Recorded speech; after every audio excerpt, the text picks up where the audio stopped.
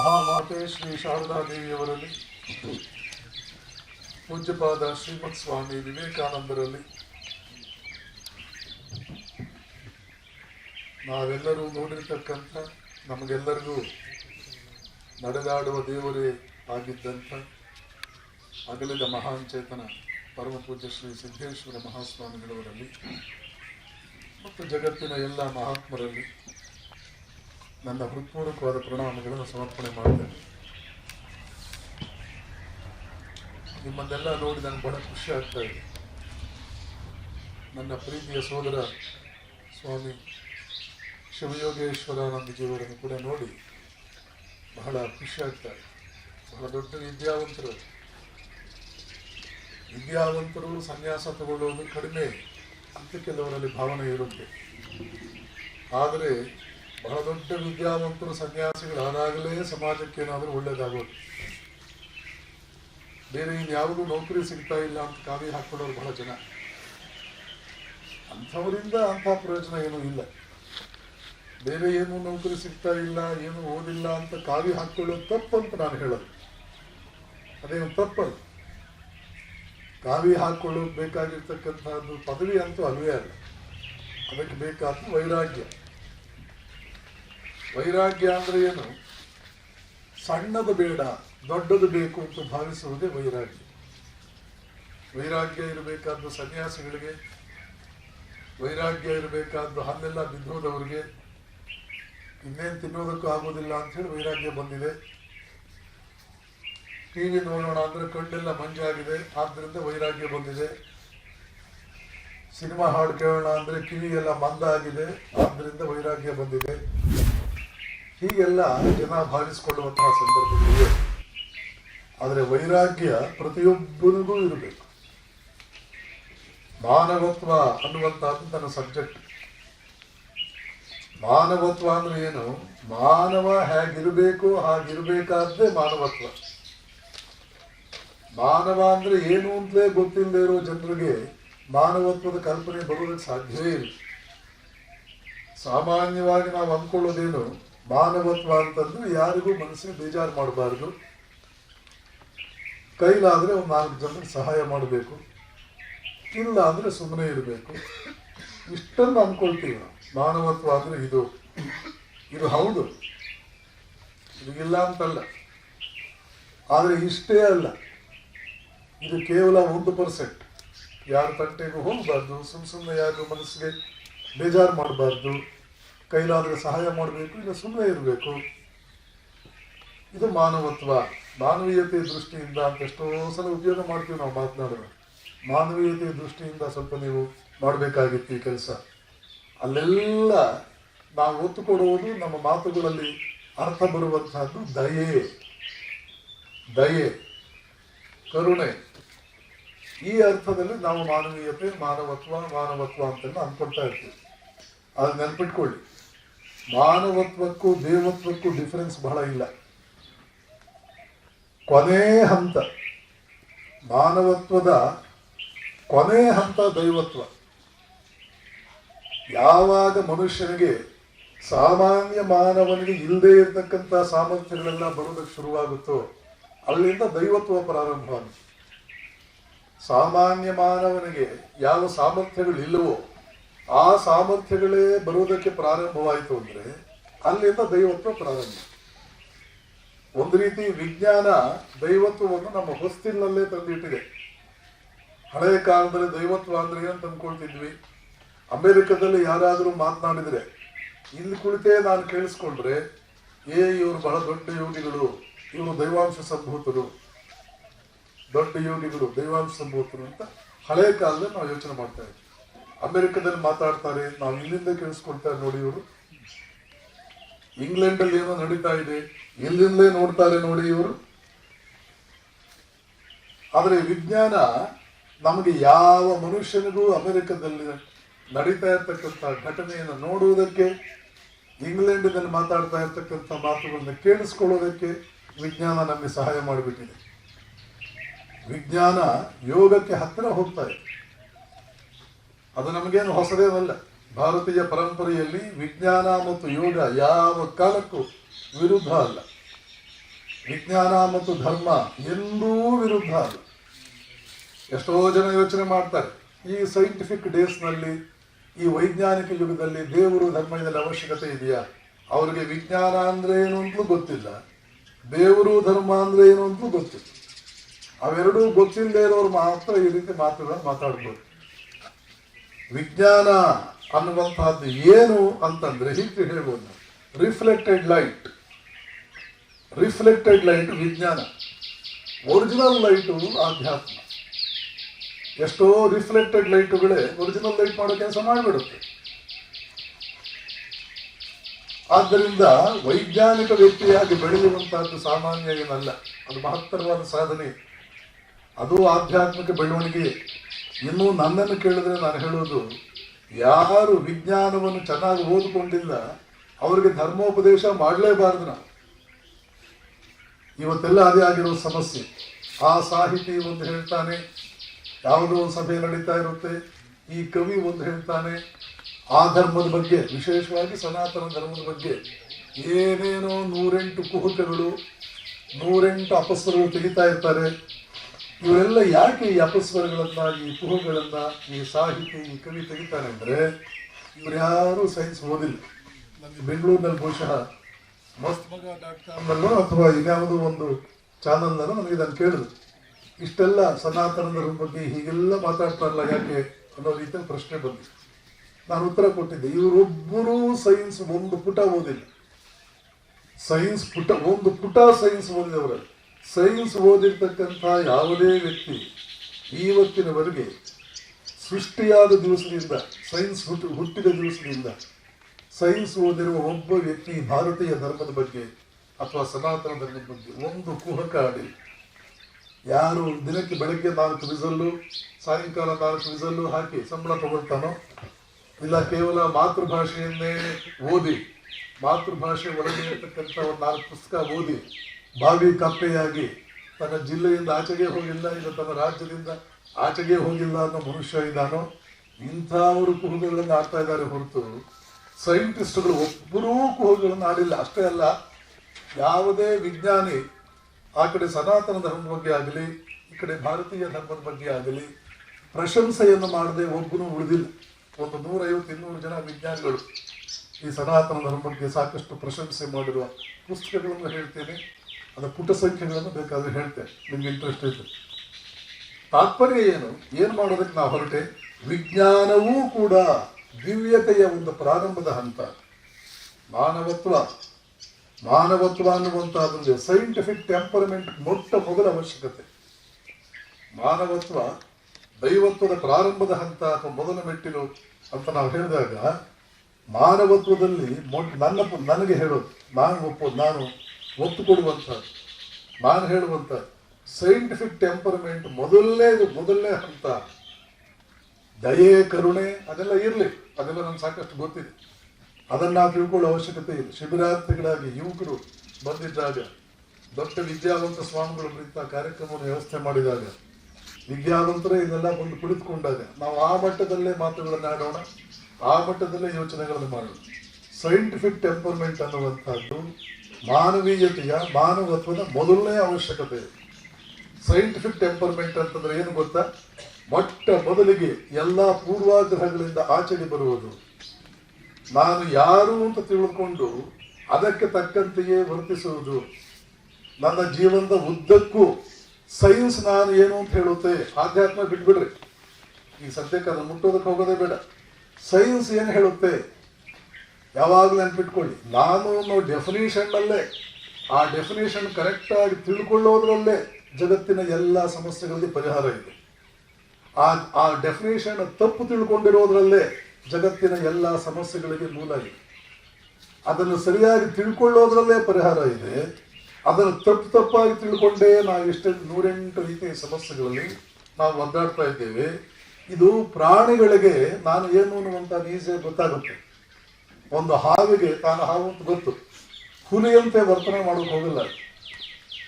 ಹುಲಿಗೆ ತಾನು ಹುಲಿ ಅಂತ ಗೊತ್ತು, ಅದು ಸಿಂಹದಂತೆ ವರ್ತನೆ ಮಾಡೋಕೆ ಹೋಗಲ್ಲ. ಹಸುವಿಗೆ ತಾನು ಹಸು ಅಂತ ಗೊತ್ತು, ಕುದುರೆಗಿಂತಲೂ ತಾನು ಫಾಸ್ಟ್ ಆಗಿ ಓಡಬೇಕು ಅಂತ ಯಾವತ್ತೂ ಯೋಚನೆ ಮಾಡಲ್ಲ.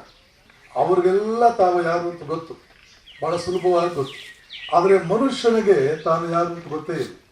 ಇವನು ತನ್ನನ್ನು ಯಾರು ಅಂತ ತಿಳ್ಕೊಳ್ತಾನೆ ಅಂತಂದ್ರೆ ಸಾಮಾನ್ಯವಾಗಿ ಪಕ್ಕದ ಮನೆಯವರು, ಎದುರುಗಡೆ ಮನೆಯವರು, ಇಲ್ಲ ತಂದೆಯೋ ಇಲ್ಲ ತಾತನೋ ಯಾವುದನ್ನು ತಾನು ತಿಳ್ಕೊಂಡಿರ್ತಾನೆ ಅದನ್ನ ಒಂಥರ ಇನ್ಹೆರಿಟೆನ್ಸ್, ಅದನ್ನ ಪಿತ್ರಾರ್ಜಿತ, ಒಂದು ರೀತಿಯ ಆಸ್ತಿ ಹಾಗೆ ಪಿತ್ರಾರ್ಜಿತವಾಗಿ ಬರುತ್ತೆ. ಹಾಗೆ ನಾವು ಅನ್ನೋ ಡೆಫಿನೇಷನ್ಗಳು ನಮಗೆ ಪಿತ್ರಾರ್ಜಿತವಾಗಿ ಬಂದ್ಬಿಡುತ್ತೆ. ಅವೆಲ್ಲ ಇರಲಿ, ಆ ಡೆಫಿನೇಷನ್ಗಳೆಲ್ಲ ಇರಲಿ, ಆದರೆ ಅದು ಮಾನವೀಯತೆಗೆ ಬಹಳ ಕೆಳಮಟ್ಟದ ಚೌಕಟ್ಟುಗಳು. ಒಬ್ಬ ಮಾನವನನ್ನು ನಾವು ಗುರುತಿಸೋದಕ್ಕೆ ಉಪಯೋಗ ಮಾಡುವ ಅತ್ಯಂತ ಕೆಳಮಟ್ಟದ ಚೌಕಟ್ಟುಗಳು. ನಾವು ಬಿಜಾಪುರ ಜಿಲ್ಲೆಯವರು, ಫೈನ್, ನಾವು ಇಂಥ ಭಾಷೆ ಮಾತಾಡ್ತೇವೆ, ಮರಾಠಿ ಮಾತಾಡ್ತೇವೆ, ಕನ್ನಡ ಮಾತಾಡ್ತೇವೆ, ಹಿಂದಿ ಮಾತಾಡ್ತೇವೆ, ಉರ್ದು ಮಾತಾಡ್ತೇವೆ, ಫೈನ್, ಅದು ಇರಲಿ. ಇನ್ನು ಮಟ್ಟಕ್ಕೆ ಹೋದರೆ ನಮ್ಮದೊಂದು ಪಂಥ, ಒಂದು ಮತ ಅಂತೀವಿ. ನಾವು ಲಿಂಗಾಯತರು, ನಾವು ಬ್ರಾಹ್ಮಣರು, ನಾವು ವೈದಿಕರು, ನಾವು ಜೈನರು, ನಾವು ಬೌದ್ಧರು, ನಾವು ಸಿಖ್ರು, ಫೈನ್, ಇದು ಇರಲಿ. ಆದರೆ ನೆನ್ಪಿಟ್ಕೊಳ್ಬೇಕು, ಇವೆಲ್ಲ ಮಾನವೀಯತೆಯ ಕಿಂಡರ್ ಗಾರ್ಟನ್ ಲೆವೆಲ್ನಲ್ಲಿ ನಮ್ಮನ್ನು ಗುರುತಿಸ್ಕೊಂಡು ಹೋಗಬೇಕಾದ್ರೆ.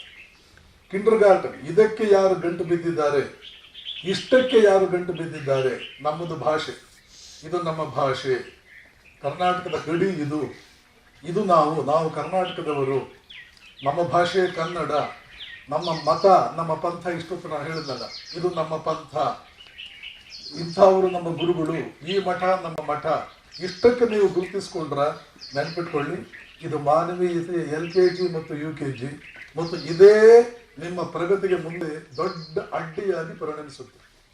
ಬಹಳ ದೊಡ್ಡ ಅಡ್ಡಿ. ಇವತ್ತು ಇಂಡಿಯಾಗಿರ್ತಕ್ಕಂಥ ಸಮಸ್ಯೆ ಇದೆ. ಇದೇ ಸಮಸ್ಯೆ, ಇಂಡಿಯಾದ ಸಮಸ್ಯೆಗಳಿಗೆ 80% ಕಾರಣ ಇದೆ. ನಮ್ಮ ಭಾಷೆ, ನಮ್ಮ ಗಡಿ, ನಮ್ಮ ಮತ, ನಮ್ಮ ಪಂಥ, ಇದು ನಮ್ಮ ಮಠ, ಇವರು ನಮ್ಮ ಗುರುಗಳು, ಇದು ನಮ್ಮ ದೈವಿ ಸಾಹಿತ್ಯ, ನಮ್ಮದು ಅದು ಬೈಬಲ್ಲು, ನಮ್ಮದು ಕೊರಾನ್ನಲ್ಲಿ ಹೇಳಲಿಲ್ಲ ಅಂದ್ರೆ ನಾವು ಜಗತ್ತಿನ ದೊಡ್ಡ ದೊಡ್ಡ ಅದ್ಭುತವಾದ ಲೈಬ್ರರಿಗಳೆಲ್ಲ ಸುಟ್ಟು ಬೂದಿಯಾಗಿದೆ. ಯಾಕೆ ಅಂದರೆ ಕೊರಾನ್ನಲ್ಲಿರ್ತಕ್ಕಂಥ ವಿಚಾರಗಳು ಅದರಲ್ಲಿ ಇರಲಿಕ್ಕಿಲ್ಲ, ಅಥವಾ ಕೊರಾನ್ನಲ್ಲಿರೋ ವಿಚಾರಗಳು ಅದರಲ್ಲಿದೆ. ಯಾವುದೋ ಒಬ್ಬ ದೊಡ್ಡ ಮುಸಲ್ಮಾನ್ ದೊರೆ ಲಕ್ಷಾಂತರ ಪುಸ್ತಕಗಳಿದ್ದಂಥ ಲೈಬ್ರರಿಗೆ ಹೋದ, ಅಥವಾ ಅವನಿಗೆ ಬಂತು ಸುದ್ದಿ ಬಂತು, ಇಲ್ಲೊಂದು ದೊಡ್ಡ ಲೈಬ್ರರಿ ಇದೆ. ಆವಾಗ ಆ ಸುಲ್ತಾನ ಹೇಳಿದ, ಕೊರಾನ್ನಲ್ಲಿ ಏನಿಲ್ವೋ ಅದಿದೆಯಾ, ಅದರಲ್ಲಿ ಅದು ಇಲ್ವಾ, ಬಹುಶಃ ಕೊರಾನ್ನಲ್ಲಿ ಏನಿದೆಯೋ ಅದು ಇರ್ಲಿಕ್ಕಿಲ್ಲ. ಹೌದಾ, ಅದು ಹಾಗಾದ್ರೆ ಸುಟ್ಬಿಡಿ. ಅದು ಇಲ್ಲ ಸುಲ್ತಾನ್ರೆ, ಕೊರಾನ್ನಲ್ಲಿ ಇರೋದೇ ಅದರಲ್ಲಿ ಇರ್ಬೋದು ಅಂತ ಇನ್ನೊಬ್ಬ ಹೇಳಿದ.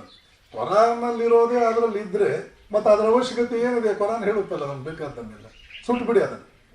ಎರಡೂ ಕಾರಣಗಳಿಂದ ಲೈಬ್ರರಿ ಸುಟ್ಟಿದ್ದಾಯ್ತು. ಇಂಥ ಲೈಬ್ರರಿಗಳು ಸುಟ್ಟಿದ್ದು, ಇಂಥ ಮಾನ್ಯುಮೆಂಟ್ಗಳು ಸುಟ್ಟಿದ್ದು, ಮನುಷ್ಯರನ್ನು ಸುಟ್ಟಿದ್ದು, ಅತ್ಯಾಚಾರಗಳು ನಡೆದಿದ್ದು, ಅನ್ಯಾಯಗಳು ನಡೆದಿದ್ದು, ಅಧರ್ಮಗಳು ನಡೆದಿದ್ದು, ಒಂದೊಂದೇ ಹಿಸ್ಟ್ರಿ ತಗೊಳ್ಳಿ. ಹಿಸ್ಟ್ರಿ, ಜಗತ್ತಿನ ನಾಗರಿಕತೆ, ಮೊಟ್ಟ ಮೊದಲ ನಾಗರಿಕತೆ ಪ್ರಾರಂಭವಾದ ದಿವಸದಿಂದ ಇವತ್ತು, ನಿನ್ನೆ ಸಾಯಂಕಾಲ ರಾತ್ರಿ 8 ಗಂಟೆ 9 ಗಂಟೆವರೆಗೆ ಜಗತ್ತಿನ ಅನಾಹುತಗಳಲ್ಲಿ ಏನೇನಾಗಿದೆ ಅದನ್ನೆಲ್ಲ ತಗೊಳ್ತಾ ಬನ್ನಿ. ಅದೆಲ್ಲದಕ್ಕೂ ಕಾರಣ ಇಷ್ಟೊತ್ತು ನಾನು ಪಟ್ಟಿ ಮಾಡೋದಲ್ಲ, ನಮ್ಮ ಭಾಷೆ ಅವರ ಭಾಷೆ ಬೇರೆ, ನಮ್ಮೂರು ಅವರೂರು ಬೇರೆ, ನಮ್ಮ ಗಡಿ ಅವ್ರ ಗಡಿ ಬೇರೆ, ನಮ್ಮ ಪಂಥ ನಮ್ಮ ಮತ ಅದು ಬೇರೆ, ನಮ್ಮ ದೈವಿ ಸಾಹಿತ್ಯ, ನಮ್ಮ ಸದ್ಗ್ರಂಥ, ನಮ್ಮ ಧರ್ಮಗ್ರಂಥ, ನಮ್ಮದು ಬೇರೆ ಅವ್ರದ್ದು ಬೇರೆ. ಆದ್ದರಿಂದ ಅವ್ರನ್ನ ತೆಗೆದುಹಾಕು, ಅವ್ರಿಗೆ ತೊಂದರೆ ಕೊಡು. ಅವರಿಗೆ ತೊಂದರೆ ಕೊಟ್ಟಷ್ಟು ನಮಗೆ ಪುಣ್ಯ ಬರುತ್ತೆ. ಇನ್ನು ಕೆಲವೆಲ್ಲ ಇವೆ, ಅವರಿಗೆ ತೊಂದರೆ ಕೊಟ್ಟಷ್ಟು ನಮಗೆ ಪುಣ್ಯ ಬರುತ್ತೆ. ಪ್ರಾರಂಭದಲ್ಲಿ ಕ್ರಿಶ್ಚಿಯಾನಿಟಿ ಒಬ್ಬ ಡಿವೌಟ್ ಕ್ರೈಸ್ಟ್ ಅಂದರೆ ಅತ್ಯಂತ ಧರ್ಮಬದ್ಧ ಕ್ರಿಸ್ತ ನೀನಾಗಬೇಕು ಅಂದರೆ ಅದರಲ್ಲಿ ಕೆಲವೆಲ್ಲ ಹೇಳಿದ್ದು. ನೀನು ಪ್ರತಿ ಭಾನುವಾರ ಚರ್ಚ್ಗೆ ಹೋಗಬೇಕು, ಅಲ್ಲಿ ಪ್ರಾರ್ಥನೆ ಮಾಡಬೇಕು, ಪಕ್ಕದ ಮನೆಯವ್ರನ್ನ ನೀನು ಪ್ರೀತಿ ಮಾಡಬೇಕು, ಲವ್ ದೈ ನೈಬರ್ ಆಸ್ ದೈ ಸೆಲ್ಫ್, ಹೀಗೆಲ್ಲ ಕೂಡ ಇತ್ತು. ಅದೆಲ್ಲ ಇರಲಿ. ಅದರ ಜೊತೆಗೆ ಇನ್ನೊಂದು ಏನಿತ್ತು ಅಂದರೆ ಯಹೂದ್ಯರನ್ನು ದ್ವೇಷಿಸಬೇಕು. ಇಸ್ರೇಲಿ ಜೂ ಜನಾಂಗ ಏನಿದೆ ಅದನ್ನು ದ್ವೇಷ ಮಾಡಬೇಕು ನಾವು ಕ್ರಿಶ್ಚಿಯನ್ರಾದವರು. ಇವತ್ತಿಗೂ 21ನೇ ಶತಮಾನಕ್ಕೂ ಇವತ್ತಿಗೂ ನಮ್ಮಲ್ಲಿ ದೊಡ್ಡ ದೊಡ್ಡ ವಿದ್ಯಾವಂತರು ಕೆಲವೊಮ್ಮೆ ಓಪನ್ ಆಗಿ ಹೇಳ್ತಾರೆ, ಕೆಲವೊಮ್ಮೆ ಓಪನ್ ಆಗಿ ಹೇಳಲ್ಲ, ಆದರೆ ಒಳಗಡೆ ಇಟ್ಕೊಂಡಿದ್ದಾರೆ, ಇವರನ್ನು ನಾವು ದ್ವೇಷಿಸಬೇಕು, ಇವರಿಗೆ ನಾವು ತೊಂದರೆ ಕೊಡಬೇಕು, ಇವರನ್ನು ನಾವು ದ್ವೇಷಿಸಬೇಕು. ದ್ವೇಷ ಮಾಡಲಿಲ್ಲ ಅಂದರೂ ಇವ್ರ ಕೆಲಸಗಳು ಯಾವುದು ಆಗದಂತೆ ನೋಡ್ಕೊಳ್ಬೇಕು. ಇವರು ಇಲ್ಲಿ ಯಾಕೆ ಬಂದರು? ದೊಡ್ಡ ಮಠಾಧಿಪತಿಗಳು, ಕರ್ನಾಟಕದಲ್ಲಿರ್ತಕ್ಕಂಥ ದೊಡ್ಡ ಮಠಾಧಿಪತಿಗಳು, ರಾಮಕೃಷ್ಣಾಶ್ರಮದ ಸ್ವಾಮಿಗಳು ಆ ಊರಿನಲ್ಲಿ ಒಂದು ಸಂಸ್ಥೆ ಪ್ರಾರಂಭ ಮಾಡಿದಾಗ ಅವರು ತಮ್ಮ ಶಿಷ್ಯರ ಜೊತೆ ಮಾತನಾಡ್ತಾ ಹೇಳಿದ್ರು, ಇಲ್ಲಿಗೆ ಯಾಕೆ ಬಂದರು ಅವರು? ಇದು ನಮ್ಮದು, ಅವರು ಇಲ್ಲಿಗೆ ಯಾಕೆ ಬಂದರು? ಆದರೆ ಸ್ವಾಮಿ ವಿವೇಕಾನಂದರು ಹೇಳ್ತಾರೆ, ನಿಜವಾದ ಧಾರ್ಮಿಕ ವ್ಯಕ್ತಿ, ನಿಜವಾದ ಹಿಂದೂ ಅಥವಾ ನಿಜವಾದ ಧಾರ್ಮಿಕ ವ್ಯಕ್ತಿ ಧರ್ಮ ಹೇಗಿರಬೇಕು, ಮಾನವೀಯತೆ ಹೇಗಿರಬೇಕು ಅಂದರೆ, ದೇವಸ್ಥಾನದ ಜಗಲಿ ಮೇಲೆ ಒಬ್ಬ ಉಪನ್ಯಾಸಕ ನಿಂತ್ಕೊಂಡು ಅಲ್ಲಿರ್ತಕ್ಕಂತಹ 100 ಜನರಿಗೋ 200 ಜನರಿಗೋ ನಾಸ್ತಿಕತೆ ಬಗ್ಗೆ ಉಪನ್ಯಾಸ ಮಾಡೋದಕ್ಕೆ ಅವಂಗಲ್ಲಿ ಅವಕಾಶ ಇರಬೇಕು. ಇದು ಮಾನವೀಯತೆ. ದೇವಸ್ಥಾನದ ಜಗಲಿ ಮೇಲೆ ನಿಂತಿದ್ದಾನೆ, ಒಳಗಡೆ ದೇವರಿದ್ದಾರೆ, ಇವನು ನಿಂತವನು ನಾಸ್ತಿಕ, ಮುಂದ್ಗಡೆ ಕುಳಿತಂತ 200-300 ಜನ ಅವರೆಲ್ಲರೂ ಕೂಡ ನಾಸ್ತಿಕರು, ಆಸ್ತಿಕರು ಅಥವಾ ಇವನ್ ಮಾತು ಕೇಳೋಣ ಅಂತ ಬಂದವರು. ಇವನು ನಾಸ್ತಿಕತೆ ಎಷ್ಟು ಮಹತ್ವದ್ದು, ದೇವರಿಲ್ವೇ ಇಲ್ಲ, ನೀವೆಲ್ಲ ನಾಸ್ತಿಕರಾಗಿ ಅಂತ ನಾಸ್ತಿಕತೆಯ ಬಗ್ಗೆ ಉಪನ್ಯಾಸ ಮಾಡುವುದಕ್ಕೆ ದೇವಸ್ಥಾನದ ಜಗಲಿ ಮೇಲೆ ಅವಕಾಶ ಮಾಡಿಕೊಟ್ರೆ ಆವಾಗ ಮಾತ್ರ ಆ ದೇವಸ್ಥಾನ ಕಟ್ಟಿದ್ದಕ್ಕೆ ಸಾರ್ಥಕ. ಇದರ ಅರ್ಥ ಏನು? ಇಷ್ಟೊತ್ತು ನಾನು ಮಾತಾಡ್ತಾ ಇದ್ದೀನಲ್ಲ, ಈ ಎಲ್ಲಾ ಮಾತುಗಳ ಅರ್ಥವೇನು? ಎಲ್ಲಾ ಮಾತುಗಳ ಅರ್ಥ ಇಷ್ಟೇ, ನಮ್ಮ ಬದ್ಧತೆ ಸತ್ಯಕ್ಕಾಗಿ ಮಾತ್ರ. ಭಾಷೆ ಸತ್ಯವಲ್ಲ, ಭಾಷೆ ಸತ್ಯ ಅಲ್ಲ. ಭಾಷೆ ಅನ್ನುವಂತ ಇಂಗ್ಲಿಷ್ ಬಹಳ ಚೆನ್ನಾಗಿ ಹೇಳ್ತಾರೆ, ಎಕ್ಸ್ಪೀಡಿಯನ್ಸಿ ಅಂದ್ರೆ ಯಾವುದೋ ಒಂದು ಉದ್ದೇಶಕ್ಕೆ, ಯಾವುದೋ ಒಂದು ಕಾಲಕ್ಕೆ, ಒಂದು ಉದ್ದೇಶಕ್ಕೆ, ಒಂದು ಜಾಗದಲ್ಲಿ, ಒಂದು ಪ್ರದೇಶದಲ್ಲಿ ನಮ್ಗೆ ಸ್ವಲ್ಪ ಅನುಕೂಲವಾಗುತ್ತೆ ಅಂತ ನಾವು ಅಳವಡಿಸಿಕೊಂಡಿರ್ತಕ್ಕಂಥ ಒಂದು ಪುಟ್ಟ ಅಳವಡಿಕೆ ಎಕ್ಸ್ಪೀಡಿಯನ್ಸಿ. ಈ ಭಾಷೆ ಅನ್ನುವಂತಹದ್ದು ಧಾರ್ಮಿಕ ವಿಧಿವಿಧಾನಗಳು ಅನ್ನುವಂತಹದ್ದು, ಭಾಷೆ ಅನ್ನುವಂತಹದ್ದು, ಗಡಿ ಅನ್ನುವಂತಹದ್ದು, ಇದು ನಮ್ಮ ಗಡಿ ಅನ್ನುವಂತಹದ್ದು, ಇವೆಲ್ಲ ಎಕ್ಸ್ಪೀಡಿಯನ್ಸಿ ಬರುತ್ತೆ ಹೊರತು ಅವೆಲ್ಲ ರಿಯಾಲಿಟಿ ಅಲ್ಲ, ಅವೆಲ್ಲ ಸತ್ಯಗಳಲ್ಲ. ಈಗ ನನಗೆ ಅನುಕೂಲವಾಗಿದೆ, ಈಗ ನಾನು ಕರ್ನಾಟಕದಲ್ಲಿದ್ದೀನಿ, ನಾನು ಕನ್ನಡ ಮಾತಾಡ್ತೀನಿ, ನನಗೆ ತೆಲುಗು ಕೂಡ ಬರುತ್ತೆ. ನಾಳೇನೋ ನಾಡದ್ದು 1 ತಿಂಗಳು ಬಿಟ್ಟು ನಾನು ಆಂಧ್ರ ಪ್ರದೇಶಕ್ಕೆ ಅಲ್ಲಿ ಹೋಗಿ ಅಲ್ಲೇನಾದ್ರೂ ಮಾಡಬೇಕು ಅಂತ ಅಂದ್ಕೊಂಡಿದ್ದೀನಿ ಅಂತ ಇಟ್ಕೊಂಡು ಅಲ್ಲಿ ತೆಲುಗು ಮಾತಾಡ್ತೀನಿ. ಅಲ್ಲಿ ತೆಲುಗು ಮಾತನಾಡಿದ್ರೆ ಇಲ್ಲಿ ಕನ್ನಡದಿಗೂ ನನ್ನೇನು ಬೇಜಾರಾಗಬೇಕಾಗಿಲ್ಲ. ನಾನಿಲ್ಲಿ ಕನ್ನಡ ಮಾತಾಡ್ತಾ ಇದ್ರೆ ಇವತ್ತಲ್ಲಿ ತೆಲುಗುರಿಗೂ ಕೂಡ ಇನ್ನು ಬೇಜಾರಾಗಬೇಕಾಗಿಲ್ಲ. ಯಾವುದೋ ಒಂದು ಇನ್ನು ಉನ್ನತವಾದ ಉದ್ದೇಶಕ್ಕಾಗಿ, ಎತ್ತರದ ಉದ್ದೇಶಕ್ಕಾಗಿ, ಮಹಾನ್ ಉದ್ದೇಶಕ್ಕಾಗಿ ನಾವು ಅಳವಡಿಸಿಕೊಂಡಿರ್ತಕ್ಕಂತಹ 3-4 ಅಳವಡಿಕೆಗಳೇ ಆ ಉನ್ನತ ಉದ್ದೇಶವನ್ನು ನಾವು ಮರೆಯುವಂತೆ ಮಾಡಿ, ಈ ಸಣ್ಣ ಪುಟ್ಟ ಅಳವಡಿಕೆಗಳಿಗೆ ದಾಸರನ್ನಾಗಿ ನಮ್ಮನ್ನೇ ನಾವು ಮಾಡಿಕೊಂಡು, ನಿಜಕ್ಕೂ ಮನುಷ್ಯ ಜೀವನದ ಉದ್ದೇಶವೇನು? ಹಾವಿಗೆ ಗೊತ್ತಾಯಿತು, ಹುಲಿಗೆ ಗೊತ್ತಾಯಿತು, ನರಿಗೆ ಗೊತ್ತಾಯಿತು, ನಿಜಕ್ಕೂ ಮನುಷ್ಯ ಜನ್ಮದ ಉದ್ದೇಶವೇನು? ದಿವ್ಯತೆಯನ್ನು ಆನಂದಿಸುವುದು ಅಂದ್ರೆ ಏನು? ಮನುಷ್ಯನ ಇತಿಮಿತಿಗಳಿಂದ ಪಾರಾಗುವುದು. ವಿಜ್ಞಾನ ಅಮೆರಿಕದಲ್ಲಿ ನಡೆಯುವಂತಹ ಘಟನೆ ತೋರಿಸುತ್ತೆ, ಇಂಗ್ಲೆಂಡು ಅಲ್ಲಿ ನಡೀತಾ ಇರ್ತಕ್ಕಂಥ ಸಂವಾದವನ್ನು ನನಗೆ ಕೇಳಿಸುತ್ತೆ ಅಂತಂದ್ರೆ ಅಲ್ಲಿಗೆ ದಿವ್ಯತೆ ಬಂದ್ಬಿಡ್ಲಿಲ್ಲ. ದಿವ್ಯತೆ ಎನ್ನುವಂತಹದ್ದು ಬೇರೆನೆ. ದಿವ್ಯತೆ ಅಂತಂದ್ರೆ ಭಾರತೀಯ ಸಂಸ್ಕೃತಿ ಪ್ರಕಾರ, ಉಪನಿಷತ್ತುಗಳ ಪ್ರಕಾರ ಮನುಷ್ಯನಾದವನು ಸಂಪೂರ್ಣವಾಗಿ ಸರ್ವಜ್ಞನಾಗುವುದು ಸದಾ ಆನಂದದಲ್ಲಿರ್ತಕ್ಕಂಥದ್ದು. ಇನ್ನೂ ಕರೆಕ್ಟಾಗಿ ಹೇಳಬೇಕು ಉಪನಿಷತ್ ಭಾಷೆಯಲ್ಲಿ ಅಂತಂದ್ರೆ ಸಚ್ಚಿದಾನಂದ ಸ್ವರೂಪನಾಗುವುದು. ಅವನಿಗೆ ಸಾವಿಲ್ಲ. ಎಂಥ ವಿಜ್ಞಾನವೂ ನಮಗೆ ಸಾವಿಲ್ಲದ ಸ್ಥಿತಿಗೆ ತರಲಾರದು. ಸಾವಿಲ್ಲದ ಸ್ಥಿತಿಗೆ ನಾವು ಯಾವಾಗ ಹೋಗ್ತೀವಿ? ಶರೀರ ಇಲ್ಲಿ ಬಿಟ್ಟು ಎಲ್ಲಿ ಬೇಕಾದರೂ ಓಡಾಡಿಕೊಂಡು ಬಂದು ಬೇಕಿದ್ರೆ ಇನ್ನೊಂದು ಶರೀರದ ಒಳಗಡೆ ಪ್ರವೇಶ ಮಾಡಿ ಅಲ್ಲೊಂದು 4-6 ತಿಂಗಳು ಜೀವನ ಮಾಡಿ ಮತ್ತೊಮ್ಮೆ ಇನ್ನೊಂದು ಶರೀರಕ್ಕೆ ಹೋಗಿ ಅಲ್ಲೊಂದು 4 ತಿಂಗಳು ನಾನು ಬೇಕಾದ್ರೆ ಇದ್ದು ಮತ್ತೆ ವಾಪಸ್ ಈ ಶರೀರಕ್ಕೆ ಬಂದ್ರೆ ಬಂದೆ, ಇಲ್ಲ ಅಂದ್ರೆ ಅಲ್ಲಿಂದ ಹಾಗೆ ಟೂರ್ ಮಾಡಿಕೊಂಡು ಒಂದೊಂದು ಶರೀರದಲ್ಲೂ 6 ತಿಂಗಳು 8 ತಿಂಗಳು ನಾನು ಬದುಕುವಂತ ಸ್ಥಿತಿ ಹೋಗ್ತೇನೆ. ನಿಜಕ್ಕೂ ಹೇಳಬೇಕು, ನಾನು ಸಾಯಲೇ ಇಲ್ಲ. ಈ ಸ್ಥಿತಿ ಬರುತ್ತೆ ದಿವ್ಯತೆಯಲ್ಲಿ, ಈ ಸಾಮರ್ಥ್ಯ ಬರುತ್ತೆ ದಿವ್ಯತೆಯಲ್ಲಿ. ಶಂಕರಾಚಾರ್ಯರು ಇದನ್ನು ಪ್ರೂವ್ ಮಾಡಿದ್ದಾರೆ. ಒಂದು 6 ತಿಂಗಳ ಕಾಲ ಒಬ್ಬ ರಾಜನ ಶರೀರದಲ್ಲಿ ವಾಸ ಮಾಡಿ ಆಮೇಲೆ ವಾಪಸ್ ಬಂದು ತಮ್ಮ ಹಳೆ ಶರೀರಕ್ಕೆ ಪ್ರವೇಶ ಮಾಡ್ತಾರೆ. ಸ್ವಾಮಿ ವಿವೇಕಾನಂದರು ಕೂಡ ಸ್ಪಷ್ಟವಾಗಿ ಹೇಳಿದರು, ಒಂದು ಬಟ್ಟೆಯನ್ನು ಬದಲಿಸುವಂತೆ ಅಷ್ಟೇ ಸುಲಭವಾಗಿ ನಾನು ಒಂದು ಶರೀರವನ್ನು ಬದಲಿಸಬಲ್ಲೆ. ಈ ಸಾಮರ್ಥ್ಯ ದಿವ್ಯತೆ, ಇದು ದಿವ್ಯತೆ. ಇನ್ಯಾವ ಸ್ವಾಮಿ ಇಷ್ಟೇನಾ? ಸತ್ ಚಿತ್ ಅಂತಂದ್ರೆ ಜಗತ್ತಿನ ಯಾವ ವಿಷಯವೂ ನನಗೆ ಗೊತ್ತಿಲ್ಲದೇ ಇಲ್ಲ, ಬೇಕಾದ ಸಬ್ಜೆಕ್ಟ್, ಅದು ಮೆಡಿಕಲ್ ಸೈನ್ಸ್ ಇರಲಿ, ಇಂಜಿನಿಯರಿಂಗ್ ಸೈನ್ಸಸ್ ಇರಲಿ, ಎಕನಾಮಿಕ್ಸ್ ಆಗಿರಲಿ, ಪೊಲಿಟಿಕಲ್ ಸೈನ್ಸ್ ಆಗಿರಲಿ, ಹಿಸ್ಟ್ರಿ ಆಗಿರಲಿ, 500 ಭಾಷೆ ಇರಲಿ, ಯಾವ ಭಾಷೆಯೂ ಕೂಡ ನಮಗೆ ಗೊತ್ತಿಲ್ಲದೆ ಇಲ್ಲ. ಆ ಸ್ಥಿತಿಗೆ ಹೋಗುವುದು ದಿವ್ಯತೆ. ಇದು ಬರೀ ಥಿಯರಿನ ಪ್ರಾಕ್ಟೀಸ್. ಸ್ವಾಮಿ ವಿವೇಕಾನಂದರು ಇದಕ್ಕೆಲ್ಲ ನಮ್ಗೆ ಎಕ್ಸಾಂಪಲ್. ಮನುಷ್ಯನಿಗೆ ನರೇಂದ್ರ ಅಂತ ಯಾಕೆ ಅವ್ರ ಹೆಸರಿಟ್ರು ಅಂದ್ರೆ, ಒಬ್ಬ ನರನಾದವನು ಸರಿಯಾಗಿ ಬದುಕಿದರೆ ಅವನು ನರರಲ್ಲಿ ಇಂದ್ರನಾಗ್ತಾನೆ. ಒಬ್ಬ ನರ ಬದುಕಬೇಕಾದ ರೀತಿ, ನರ ಅಂದ್ರೆ ಮನುಷ್ಯ ಬದುಕಬೇಕಾದ ರೀತಿಯಲ್ಲಿ ಬದುಕಿದ್ರೆ ಅವನು ಯಾವ ಮಟ್ಟಕ್ಕೆ ಹೋಗಬಲ್ಲ ಅಂತ ತೋರಿಸೋದಕ್ಕೆ ಅವ್ರು ಬಂದಿದ್ದು. ಅದಕ್ಕೋಸ್ಕರವೇ ನರೇಂದ್ರ ಅಂತ ಹೆಸರಿಟ್ಕೊಂಡಿದ್ದು. ನಿಜಕ್ಕೂ ಹೇಳಬೇಕು ಅಂದ್ರೆ ಅವ್ರ ನಿಜವಾದ ಹೆಸರು, ಅವರ ತಾಯಿ ಇಟ್ಟ ಹೆಸರು ನರೇಂದ್ರ ಅಂತಲ್ಲ, ವೀರೇಶ ಅಂತ. ಕಾಶಿಯ ವೀರೇಶ್ವರ ಶಿವ, ಕಾಶಿಯ ವೀರೇಶ್ವರ ಶಿವನ ಅನುಗ್ರಹದಿಂದ ಹುಟ್ಟಿದವರು. ಆದ್ದರಿಂದ ಅವ್ರ ತಾಯಿ ಅವರನ್ನು ಕರೀತಾ ಇದ್ದದ್ದು ವೀರೇಶ ಅಂತ. ಆಮೇಲೆ ದುರ್ಗಾ ಪ್ರಸಾದ ಅಂತ ಅವ್ರ ತಾತ ದುರ್ಗಾ ಪ್ರಸಾದ ಅಂತ ಹೆಸರಿಟ್ಟಿದ್ರು. ಅದೇನೋ ಬರ್ತಾ ಬರ್ತಾ ಬರ್ತಾ ಬರ್ತಾ ನರೇಂದ್ರ ಅಂತ ಆಯ್ತು. ಏನೂ ಗೊತ್ತಿಲ್ಲದ ಸ್ಥಿತಿಯಲ್ಲಿ ನಾನಿಲ್ಲ, ಯಾವುದನ್ನು ಗೊತ್ತು ಮಾಡಿಕೊಂಡಿರುವ ಸ್ಥಿತಿಯಲ್ಲಿ ನಾನಿದ್ದೇನೆ. ಹೀಗೆ ಹೇಳಬಲ್ಲಿಯೇ ನೀನು, ನಿನ್ನಲ್ಲಿ ದಿವ್ಯತೆ ಇದೆ. ಈಗ ಪ್ರಶ್ನೆ ಬರ್ಬೋದು, ಆ ಸ್ಥಿತಿ ನಮಗೆ ಬರೋದಕ್ಕೆ ಸಾಧ್ಯವೇ? ಸ್ವಾಮಿ ವಿವೇಕಾನಂದ ಹೇಳ್ತಾರೆ, ನಾನು ಕೂತ್ಕೊಂಡು ಒಂದು ಅರ್ಧ ಗಂಟೆ ಶಂಕರಾಚಾರ್ಯರ ಬ್ರೈನ್ ಮೇಲೆ ನಾನು ಏನಾದರೂ ನನ್ನ ಮನಸ್ಸನ್ನು ಏಕಾಗ್ರ ಮಾಡಿದರೆ, ಅವರ ಬ್ರೈನ್ ನಲ್ಲಿ ಏನೇನಿದೆಯೋ ಅವೆಲ್ಲ ನನ್ನ ಒಳಗಡೆ ಬಂದು ಸೇರಿಕೊಳ್ಳುತ್ತದೆ. ಅವ್ರು ಹಾಗೇನೆ ಅಮೆರಿಕ ಪತ್ರಿಕೆಗಳು ಅಮೆರಿಕನ್ ಜನರಿಗೆ ಇವನು ಭೂಲೋಕದವನಲ್ಲ, ಇವನು ಭೂಲೋಕಕ್ಕೆ ಸೇರಿದವನಲ್ಲ, 1000 ವರ್ಷಕ್ಕೋ 2000 ವರ್ಷಕ್ಕೋ ಆಗಾಗ ಬೇರೆ ಲೋಕದಿಂದ ಯಾರು ಬರ್ತಾರೆ. ಜೀಸಸ್ ಕೂಡ ಬಂದಿದ್ದ.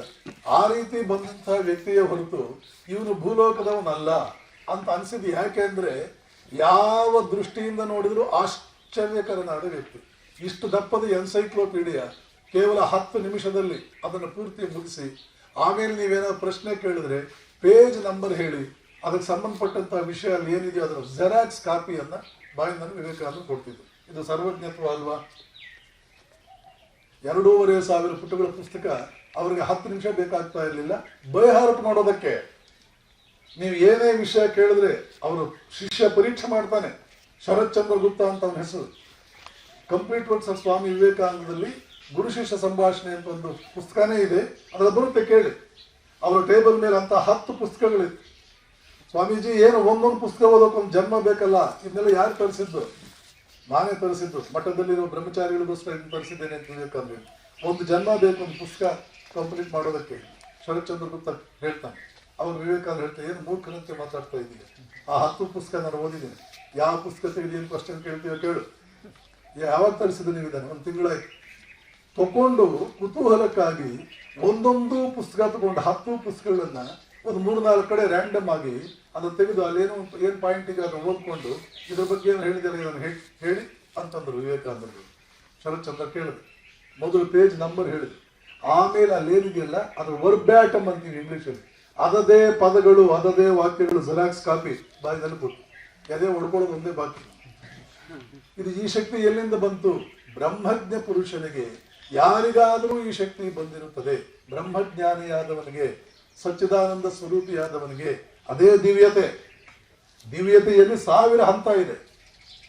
ಸಣ್ಣ ಪವಾಡ ಮಾಡೋದ್ರಿಂದ ಹಿಡಿದು ಅದರ ಮೇಲೆ 1000 ಹಂತಗಳಿದೆ ದಿವ್ಯತೆಯಲ್ಲಿ. ಒಂದು ಹಂತ ಅಲ್ಲ, ಒಂದೇ ಒಂದು ಹಂತ ಅಲ್ಲ.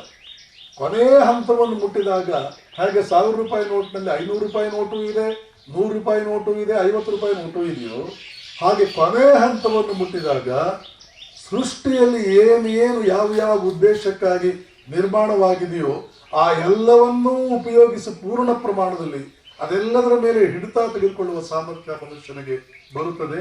ಅದೇ ದಿವ್ಯತೆ. Each soul is potentially divine. Vivekananda ಹೇಳ್ತಾರೆ ದಿವ್ಯತೆ ಅಂದ್ರೆ ಏನು? Each soul is potentially divine. ಪ್ರತಿ ಮಾನವನಿಗೂ ದಿವ್ಯತೆಯನ್ನು ಸಾಧಿಸುವ ಸಾಮರ್ಥ್ಯ ಇದೆ. The goal is to manifest this divinity. ಜೀವನದ ಗುರಿಯೇ ಪ್ರತಿಯೊಬ್ಬ ಮನುಷ್ಯನದು ಕೂಡ ಈ ದಿವ್ಯತೆಯನ್ನು ಸಾಧಿಸುವುದು. ಹೇಗೆ? By controlling nature external and nature internal. ಬಾಹ್ಯ ಪ್ರಕೃತಿಯ ಮೇಲೆ ಪೂರ್ಣ ಹಿಡಿತ. ಇಡೀ ವಿಶ್ವ, ಫಿಸಿಕ್ಸ್ ಅಲ್ಲಿ ನೀವೇನು ಓದ್ತೀರಿ, ಯೂನಿವರ್ಸ್ ಅಲ್ಲ, ಈಗ ಮಲ್ಟಿವರ್ಸ್, ಇಡೀ ಮಲ್ಟಿವರ್ಸ್ ಮೇಲೆ ಅವನಿಗೆ ಕಂಟ್ರೋಲ್ ಇದೆ. ಒಳಗಡೆ ಇರ್ತಕ್ಕಂಥ ತನ್ನ ಒಳಗಿನ ಆ ಪ್ರಕೃತಿಯ ಮೇಲೂ ಕಂಟ್ರೋಲ್ ಇದೆ. ಇದನ್ನು ಸಾಧಿಸುವುದರ ಮೂಲಕ ದಿವ್ಯತೆಯನ್ನು ನಾವು ಪಡೆಯಬಹುದು. ದಿವ್ಯತೆಯನ್ನು ಡೆಫಿನೇಷನ್ ಗೊತ್ತಾಯ್ತಾ? ಹೊರ ಪ್ರಕೃತಿ, ಬಾಹ್ಯ ಪ್ರಕೃತಿ ಮತ್ತು ಆಂತರಿಕ ಪ್ರಕೃತಿಗಳ ಮೇಲೆ 100ಕ್ಕೆ 100 ನಿಯಂತ್ರಣ. ಅವನು ಹೇಳಿದಂಗೆ ಅದು ಕೇಳುತ್ತದೆ. ಸ್ಟಾರ್ಸ್ ಅನ್ನು ಬೇರೆ ಬೇರೆ ಕಡೆ ಕಳಿಸಬಲ್ಲೆ. ವಿವೇಕಾನಂದ ಒಂದ್ ಕಡೆ ಹೇಳ್ತಾರೆ, ಒಂದು ದಿನ ಸೂರ್ಯಗ್ರಹಣ ನಡೀತಾ ಇರುತ್ತೆ, ಎಲ್ಲ ಸಾಧುಗಳು ಗಾಜಿಗೆ ಒಂದು ಮಸಿ ಬಳ್ಕೊಂಡು ಅದನ್ನೆಲ್ಲ ನೋಡ್ತಾ ಇರ್ತಾರೆ.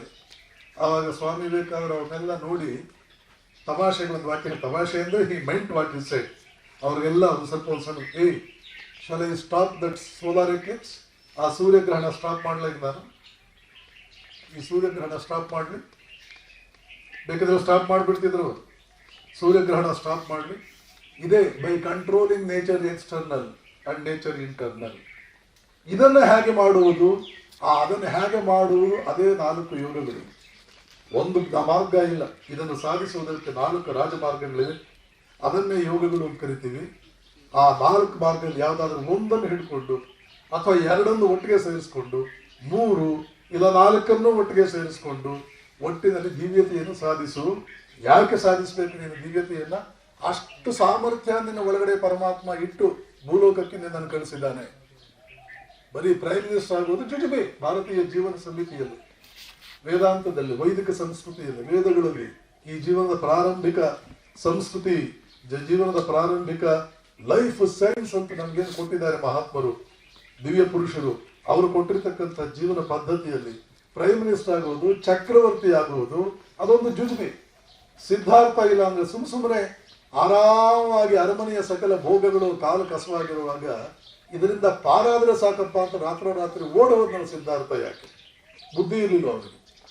ಯಾವ ಸಣ್ಣ ಒಂದು 1% ಅದ್ರ ಹಿಂದೆ ಮಾಡಬಾರದ ಪಾಪ ಮಾಡಿ, ಮಾಡಬಾರದ ಮೋಸ ಮಾಡಿ, ಕೊಲೆ ಮಾಡಿ, ಮತ್ತೊಂದು ಮಾಡಿ, ಸುಳ್ಳು ಹೇಳಿ, ಅನಾಚಾರ ಅತ್ಯಾಚಾರ ಮಾಡಿ ಮನುಷ್ಯನಾದವನು ಯಾವ ಈ ಸಂಪತ್ತಿನ ಹಿಂದೆ, ಅಧಿಕಾರದ ಹಿಂದೆ, ಸಿದ್ಧಾರ್ಥನ ಅಧಿಕಾರ ಸಂಪತ್ತುಗಳ ಮುಂದೆ 1% ಆಗಲ್ಲ. ಅದು ಅಷ್ಟೇ ಸಣ್ಣ ಅಧಿಕಾರಕ್ಕಾಗಿ ಇವತ್ತು ಮಾಡಬಾರದು ಪಾಪ ಮಾಡ್ತಾ ಇದ್ದಾನು. ಆ ಅಧಿಕಾರ, ಆ ಸಂಪತ್ತು ಕಾಲ ಕಸವಾಗಿದ್ದಾಗ ಸಿದ್ಧಾರ್ಥ ಅದನ್ನೆಲ್ಲ ಬಿಟ್ಟು ರಾತ್ರಿ ಓಡಿ ಹೋದ್ನಲ್ಲ. ಬುದ್ಧಿ ಇರಲಿಲ್ಲ ಅವನಿಗೆ, ಹುಚ್ಚನ ಅವನು, ದಡ್ಡನ ಅವನು. ಇಲ್ಲೇ ಯೋಚನೆ ಮಾಡಿ ಇವನು ಯಾಕೆ ಹೀಗೆ ಮಾಡದ? ಕಾರಣ ಇಷ್ಟೇ, ರಾಜನಾಗುವುದು, ಚಕ್ರವರ್ತಿಯಾಗುವುದು ಕ್ಷುದ್ರ. ಬನ್ನ ಪಡುತ್ತ ಈ ಕ್ಷುದ್ರ ಜೀವನದಿ ಇನ್ನು ತೊಳಲದಿರು ಮುನ್ನಡೆ ಸಕನೆ, ಉತ್ಕೃಷ್ಟತ ಜಾಗೃತ ಮನುಜ, ಉತ್ಕೃಷ್ಟತ ಜಾಗೃತ ಅಂತ ನಮ್ಮ ಗುರುಗಳು ಅದ್ಭುತವಾದ ಒಂದು ಭಜನೆ, ಒಂದು ಸ್ತೋತ್ರ ಬರೆದಿದ್ದಾರೆ ಕನ್ನಡದಲ್ಲಿ. ಗುರಿಯನ್ನು ಸೇರುವವರೆಗೂ ನೀ ಅರೆಕ್ಷಣ ನಿಲ್ಲದೆ ಮುನ್ನಡೆ ಸಕನೆ. ಶಾಂತೇಶ ಬಂದ್ರೆ ಒಂದು ಕೈ ಹಾಡಿಸಿ, ಸೋಮಶೇಖರ್ ಬಂದ್ರೆ ಗೊತ್ತಿರ್ಬೋದು. ಅದರ ಅರ್ಥ ಇದು, ಸಚ್ಚಿದಾನಂದ ಸ್ವರೂಪಿಯಾಗುವುದು ಜೀವನದ ನಮ್ಮ ಗುರಿ. ಅದನ್ನು ಗುರಿಯಾಗಿ ಇಟ್ಕೊಂಡ್ರೆ ಮಾನವೀಯತೆ, ನೀವು ಬಯಸದೆಯೇ, ನೀವು ಗುರಿಯಾಗಿ ಇಟ್ಟುಕೊಳ್ಳದೇನೆ ಮಾನವೀಯತೆ ನಿಮ್ಮನ್ನು ಸಹಜವಾಗಿ ಅದು ಅರಳುತ್ತಾ ಬರುತ್ತದೆ. ದಿವ್ಯತೆಯನ್ನು ಯಾವಾಗ ಜೀವನದ ಗುರಿಯಾಗಿ ಇಟ್ಕೊಳ್ತೀರೋ, ಹಾಗಂತ ಹೇಳಿ ಸನ್ಯಾಸಿ ಆಗ್ಬೇಕಂತೇನಿಲ್ಲ. ಇದೊಂದು ದೊಡ್ಡ ಸಮಸ್ಯೆ, ಬಿಡಿಸಿ ಹೇಳ್ಬೇಕು. ದಿವ್ಯತೆಯನ್ನು ಅನುಭವಿಸುವಂದ್ರೆ ಸನ್ಯಾಸಿ ಆಗುವಂತೇನಿಲ್ಲ. ಬೇಕಂದ್ರೆ ಗೃಹಸ್ಥನಾಗಬಹುದು, ಆದರೆ ಗೃಹಸ್ಥನಾದವನು ದಿವ್ಯತೆಯನ್ನು ಸಾಧಿಸುವುದಕ್ಕೆ ಕೆಲವು ಕಟ್ಟುಪಾಡುಗಳಿವೆ. ಆ ಕಟ್ಟುಪಾಡುಗಳನ್ನು ಅನುಸರಿಸಬೇಕು. ಸನ್ಯಾಸಿಗೂ ಕಟ್ಟುಪಾಡುಗಳಿವೆ, ಗೃಹಸ್ಥನಿಗೂ ಕಟ್ಟುಪಾಡುಗಳಿವೆ. ಆದರೆ ನೆನಪಿಟ್ಕೊಳ್ಳಿ, ಈ ದಿವ್ಯತೆ ಅನ್ನುವಂತಹದ್ದು, ಈ ಕಟ್ಟುಪಾಡುಗಳು ಅನ್ನುವಂತಹದ್ದು, ಈ 4 ಯೋಗಗಳು ಅನ್ನುವಂತಹದ್ದು ಒಂದು ಪ್ರದೇಶಕ್ಕೆ, ಒಂದು ಭಾಷೆಗೆ, ಒಂದು ಸಂಸ್ಕೃತಿಗೆ ಸೀಮಿತವಾದಲ್ಲ. ಪ್ರಾರಂಭದ ಹಂತದಲ್ಲಿ ಆ ದಿವ್ಯ ಪುರುಷರು ಮಹಾತ್ಮರು ನಮ್ಗೆ ಏನೇನು ಕೊಟ್ಟರು, ಆವಾಗ ಯಾವ ಧರ್ಮವೂ ಇರಲಿಲ್ಲ, ಯಾವ ದೇಶವೂ ಇರಲಿಲ್ಲ. ಆವಾಗಿದ್ದು ಒಂದು ಮಾನವ ಜನಾಂಗ. ಆ ಒಂದು ಮಾನವ ಜನಾಂಗಕ್ಕೆ ಏನೇನು ಅನ್ವಯಿಸುತ್ತೋ ಅದನ್ನೇ ಅವ್ರು ಕೊಟ್ಟಿರೋರು. ನೋಡಿ 4 ಯೋಗಗಳಲ್ಲಿ ಭಕ್ತಿ ಯೋಗ ಅಂತಂದ್ರೆ ಏನು? ಆ ದೇವರ ಪೂಜೆ ಮಾಡು, ಈ ದೇವರ ಪೂಜೆ ಮಾಡು ಅಲ್ಲ, ಅದು LKG. ಭಕ್ತಿ ಯೋಗ ಅಂದ್ರೆ ಏನು? ನಿನ್ನ ಒಳಗಡೆ ಪ್ರೀತಿ ಪ್ರೇಮ ಅನ್ನುವಂತಹದ್ದಿದೆ, ಅದನ್ನ ಯಾರ್ಯಾರ ಕಡೆಗೋ ಹರಿಯಿಸುವುದನ್ನು ಬಿಟ್ಟು ಅದನ್ನ ಯಾವ ಒಬ್ಬ ಮಹಾತ್ಮನಲ್ಲಿ ಎಲ್ಲವೂ ಅಡಕವಾಗಿದೆಯೋ, ಯಾವ ಒಂದರಲ್ಲಿ ಎಲ್ಲವೂ ಇದೆಯೋ ಅದರ ಕಡೆಗೆ ಹರಿಯಿಸು. ಇಲ್ಲಿ ಯಾವ ಹಿಂದೂಯಿಸಂ ಬಂತು, ಆ ಒಂದು ಹುಡುಗಿ ಮೇಲೆ ನೀನು ಪ್ರೀತಿ ತೋರಿಸ್ತೀಯಲ್ಲೋ, ಆ ಕುರ್ಚಿ ಮೇಲೆ ನೀನು ಪ್ರೀತಿ ತೋರಿಸ್ತೀಯಲ್ಲೋ, ಆ ಹಣಕ್ಕಾಗಿ ಮಾಡಬಾರದೆಲ್ಲ ಮಾಡ್ತೀಯಲ್ಲೋ, ಅದನ್ನೇ, ಅದೇ ಪ್ರೀತಿಯನ್ನೇ, ಅದೇ ಡೆಡಿಕೇಶನ್ನನ್ನೇ, ಅದೇ ಬದ್ಧತೆಯನ್ನೇ ಯಾವ ಒಂದರಲ್ಲಿ ಎಲ್ಲವೂ ಅಡಕವಾಗಿದೆಯೋ ಅದರ ಕಡೆಗೆ ತೋರಿಸು. ಇದು ಹಿಂದೂಗೆ ಅನ್ವಯಿಸುತ್ತೆ, ಮುಸ್ಲಿಮ್ಗೆ ಅನ್ವಯಿಸಲ್ವಾ? ಮುಸ್ಲಿಮ್ಗೆ ಅನ್ವಯಿಸುತ್ತೆ, ಕ್ರಿಶ್ಚಿಯನ್ಗೆ ಅನ್ವಯಿಸಲ್ವಾ? 1000 ರೂಪಾಯಿ ನೋಟ್ ತಗೊಂಡ್ರೆ ಅದರಲ್ಲಿ ಎಲ್ಲ ನೋಟುಗಳು ಇದೆಯೋ? 50 ರೂಪಾಯಿ ನೋಟಿಗೆ ಯಾಕೆ ಒದ್ದಾಡ್ತಾ ಇದೆಯಾ? ಇದು ಎಲ್ಲರಿಗೂ ಅನ್ವಯಿಸುವಂತ ಮಾತ? ಬಿಜಾಪುರದವರಿಗೆ ಅಥವಾ ಕೇವಲ ಮತ್ತೊಂದು ಯಾವುದೋ ಜಾತಿ ಧರ್ಮದವರು ಮಾತ್ರ ಅನ್ವಯಿಸುವ ಮಾತ? ಒಂದೊಂದು ಯೋಗ ಇಷ್ಟು ಅದ್ಭುತವಾದ ಯೂನಿವರ್ಸಾಲಿಟಿ ಇದೆ. ಅದು ವಿಶ್ವಮಾನ್ಯತೆ, ಇಡೀ ವಿಶ್ವಕ್ಕೆ ಅನ್ವಯಿಸುವ ರೀತಿ ಇದೆ. ಜ್ಞಾನ ಯೋಗ ಅಂದ್ರೆ ಏನು? ನಾನು ಯಾರು ಫೈಂಡ್ ಔಟ್ ಮಾಡ್ರಿ. ನೀವು ಯಾರು ಅಂತ. ನೀವು ಶರೀರವೇ. ಹಾಗಾದ್ರೆ 50 ಶರೀರ ಆಗಿ ಹೋಗಿದೆ ಈಗಾಗಲೇ ನಿಮ್ಮಲ್ಲಿ. ಆದ್ರೆ ನೀವು ಬದಲಾವಣೆ ಆಗ್ಲಿಲ್ವಲ್ಲ. ನೀವು ಶರೀರವಾಗಿದ್ರೆ ಬದಲಾವಣೆ ಆಗ್ಬೇಕಾಗಿತ್ತ. ನಾನು ಶರೀರವೇ, ನಾನು ಯಾರು? ರಮಣ ಮಹರ್ಷಿಗಳು ಈ ವಿಷಯದಲ್ಲಿ ನಮಗೆ ಸಾಕಷ್ಟು ಸಹಾಯ ಮಾಡ್ತಾರೆ. ನಾನು ಯಾರು ಅನ್ನುವಂಥದ್ದನ್ನು ಕಂಡು ಹಿಡ್ಕೊಂಡು. ಇದು ಜ್ಞಾನಯೋಗ. ಕರ್ಮಯೋಗ ಅಂದ್ರೆ ಏನು? ಸ್ವಾರ್ಥಿಯಾಗಿ ಕೆಲಸ ಮಾಡಬೇಡ, ಜಗತ್ತಿಗೆ ಹಿತಕ್ಕಾಗಿ ಕೆಲಸ ಮಾಡು. ಸ್ವಾರ್ಥವೂ ಅಲ್ಲಿ ಈಡೇರಲ್ಪಡುತ್ತೆ ಮತ್ತು ನಿಸ್ವಾರ್ಥವೂ ಈಡೇರಲ್ಪಡುತ್ತೆ. ಇದು ಕರ್ಮಯೋಗ. ರಾಜಯೋಗ ಅಂತಂದ್ರೆ ಏನು? ಮನಸ್ಸನ್ನು ಒಂದು ಕಡೆಗೆ ಏಕಾಗ್ರ ಮಾಡು. ಬುದ್ಧ ಉಸಿರಿನ ಕಡೆಗೆ ಏಕಾಗ್ರ ಮಾಡು ಅಂತ ಯಾವ ದೇವರನ್ನು ಕೊಡಲಿ, ಚಿಂತೆ ಇಲ್ಲ. ಒಂದು ಕಡೆಗೆ ಏಕಾಗ್ರ ಮಾಡು. ಹಿಂದೂಗೂ ಉಸಿರಾಟ ಇದೆ, ಕ್ರಿಶ್ಚಿಯನ್ನನಿಗೂ ಉಸಿರಾಟ ಇದೆ, ಮುಸಲ್ಮಾನನಿಗೂ ಉಸಿರಾಟ ಇದೆ. ದೇವರೆಲ್ಲಿ ಬಂತು? ಈ 4 ಮಾರ್ಗಗಳಲ್ಲಿ ನಿರ್ದಿಷ್ಟ ದೇವರು, ವೇದಗಳು, ವಚನಗಳು, ಕೊರಾನು, ಬೈಬಲ್ ಬಂತ. ಈ 4 ಮಾರ್ಗಗಳಲ್ಲಿ ಎಲ್ಲಾದರೂ ಒಂದು ನಿರ್ದಿಷ್ಟ ಸಾಹಿತ್ಯ, ಒಂದು ನಿರ್ದಿಷ್ಟ ಭಾಷೆ, ನಿರ್ದಿಷ್ಟ ಊರು, ಒಂದು ನಿರ್ದಿಷ್ಟವಾದಂಥ ಮಠ, ಇದು ನಮ್ಮದು, ಅದು ಬೇರೆಯವ್ರದಲ್ಲ. ಎಲ್ಲಾದರೂ ಒಂದು ವಾಕ್ಯ ಬರುತ್ತಾ, ಒಂದು ಪದ ಬರುತ್ತಾ? ಆದರೆ ದುರಂತ ಏನು, ದುರದೃಷ್ಟವೇನು? ನಾವು ಈ ಪೂರ್ವಾಗ್ರಹಗಳಿಂದ ಬಿಡುಗಡೆ ಹೊಂದಲ್ಲ. ಯಾವಾಗ ಪೂರ್ವಾಗ್ರಹಗಳಿಂದ ಈ ಯಾವುದೋ ತಾತ್ಕಾಲಿಕವಾದ ಒಂದು ಉಪಯೋಗಕ್ಕಾಗಿ ನಾವು ಯಾವುದರ ಜೊತೆ ನಮ್ಮನ್ನ ಸಂಯೋಗ ಮಾಡಿಕೊಂಡಿದ್ದೀವೋ ಅದನ್ನೇ ನಮ್ಮನ್ನು ಆಳುವಂತೆ ಬೃಹತ್ತಾಗಿ ಬೆಳೆಸಿಬಿಟ್ರೆ ಆ ಮಾನವೀಯತೆ ಎನ್ನುವಂತಹದ್ದೇ ನಿರಂತರ ಕುಗ್ಗುತ್ತಾ ಬರುತ್ತೆ. ದಿವ್ಯತೆ ಇನ್ನು 100 ಜನ್ಮಕ್ಕೂ ಬರಲ್ಲ. ಇನ್ನು 100 ಜನ್ಮಕ್ಕೂ ಬರಲ್ಲ. ನಾನು ಆವಾಗಲೇ ಹೇಳಿದೆ, ಈ ದೇಶದ ಈ ಭಾಗದವನು, ಕರ್ನಾಟಕದವನು, ಕನ್ನಡದವನು, ಈ ಮತ, ಈ ಪಂಥದವನು, ಇಲ್ಲಿಯವನು ನಾನು, ಈ ಊರಿನವನು ನಾನು, ಈ ಓಣಿಯವನು ನಾನು ಅನ್ನುವಂತಹದ್ದು ವೇದಾಂತದಲ್ಲಿ ಸ್ಪಷ್ಟವಾಗಿ 1000 ಕಡೆ ಹೇಳಿದೆ. ಇದು ಈ ಚಿತ್ರ ನಿನ್ನಲ್ಲಿ ಇದ್ದರೆ ಅದೇ ವಿಕಾಸಕ್ಕೆ ದೊಡ್ಡ ಅಡ್ಡಿ. ಈ ಎಲ್ಲ ನಾನು ಯಾರು, ಭಾಷೆ, ದೇಶ ಒಟ್ಟಿಗೆ ಸೇರಿಸಿ ಅದಕ್ಕೆ ವೇದಾಂತದಲ್ಲಿ ಒಂದು ಅದ್ಭುತವಾದ ಹೆಸರಿಟ್ಟಿದ್ದಾರೆ. ಅದೇ ಅಹಂ. ಸಾಮಾನ್ಯವಾಗಿ ನಾವು ಅಹಂ ಅಂತ ತಿಳ್ಕೊಳ್ಳೋದು ಗರ್ವ. ಗರ್ವ ಅಂದ್ರೆ ಏನು ಅರ್ಥ ಇದೆಯೋ ಆ ಅರ್ಥ ಕೊಟ್ಬಿಡ್ತೀವಿ ನಾವು ಅಹಂಗೆ. ಅಹಂ ಅಂದ್ರೆ ಹಾಗಲ್ಲ. 100ಕ್ಕೆ 100 ಸತ್ಯವಲ್ಲದ ರೀತಿಯಲ್ಲಿ ನನ್ನನ್ನು ನಾನು ಪರಿಚಯಿಸ್ಕೊಳ್ತೀನಲ್ಲ, ಅದು ಅಹಂ. 100ಕ್ಕೆ 100 ಸತ್ಯವಲ್ಲ, ಅದು ತಾತ್ಕಾಲಿಕ ಸತ್ಯ. 1% ಸತ್ಯ. ಬಿಜಾಪುರದವನು, ಕನ್ನಡದವನು, ಇವೆಲ್ಲ 1% ಸತ್ಯ, ಬೇಡ 5% ಸತ್ಯ. ಆದರೆ 100ಕ್ಕೆ 100 ಸತ್ಯ. ಯಾವ ಕಾಲದಲ್ಲೂ ನಾನು ಅದೇ, ಯಾವ ದೇಶದಲ್ಲೂ ಹೋದ್ರೂ ನಾನು ಅದೇನೆ, ಯಾವ ಕಾಲಕ್ಕೂ ನಾನು ಅದೇನೆ. ಹೀಗೆ ನಿರಂತರ ಸದಾಕಾಲ ಮತ್ತು ಸಾರ್ವತ್ರಿಕವಾಗಿ ನಾನು ಏನಾಗಿದ್ದೀನೋ ಅದು ನಾನು. ಈಗ ನಾನು ತಿಳ್ಕೊಳ್ಳೋದಕ್ಕೂ ಮಾನವತ್ವಕ್ಕೂ ಏನು ಸಂಬಂಧ ಅಂತ ನೀವು ಅಂದ್ಕೊಳ್ಬೋದು. ಯಾವಾಗ ನಾನು ಹೇಳಿದ ರೀತಿಯಲ್ಲಿ ನಾನು ಅಂತ ನೀವು ಅಂದ್ಕೊಳ್ತೀರಿ, ಆವಾಗ ನೆನ್ಪಿಟ್ಕೊಳ್ಳಿ, ಎಲ್ಲರೊಡನೆ ಸ್ನೇಹ ಬರುತ್ತೆ. ಎಲ್ಲರೊಡನೆ ಸ್ನೇಹ ಬರುತ್ತೆ. ಯಾವುದು ಅಡ್ಡಿ ಆತಂಕ ಬರಲ್ಲ. ಇವತ್ತು ಸಮಸ್ಯೆ ಇರೋದು ಎಲ್ಲರನ್ನೂ ನಾವು ಸ್ನೇಹದಿಂದ ಕಾಣೋಕೆ ಸಾಧ್ಯವಾಗ್ತಾ ಇಲ್ಲ. ಮೊದಲು ನೋಡೋದೇ ಇವರು ಯಾವ ಜಾತಿ, ಜಾತ್ಯತೀತರು ಅನ್ನುವಂತಹದ್ದು ಅದು ವೇದಿಕೆಗೆ ಮಾತ್ರ ಇದೆ, ದಿನೆಲ್ಲೂ ಇಲ್ಲ. ವೇದಿಕೆಯಿಂದ ಮಾತ್ರ ಇದೆ. ಎಲೆಕ್ಷನ್ ಹಿಂದಿನ ದಿನ ಗೊತ್ತಾಗುತ್ತೆ ನಾವು ಎಷ್ಟು ಜಾತ್ಯತೀತರು. ಆವಾಗ ಮಠಗಳಲ್ಲೂ ಮೀಟಿಂಗ್ಗಳು ನಡೆಯುತ್ತೆ, ಟೌನ್ ಹಾಲ್ ಮುಂದ್ಗಡೆಯೂ ಗಲಾಟೆಗಳು ನಡೆಯುತ್ತೆ.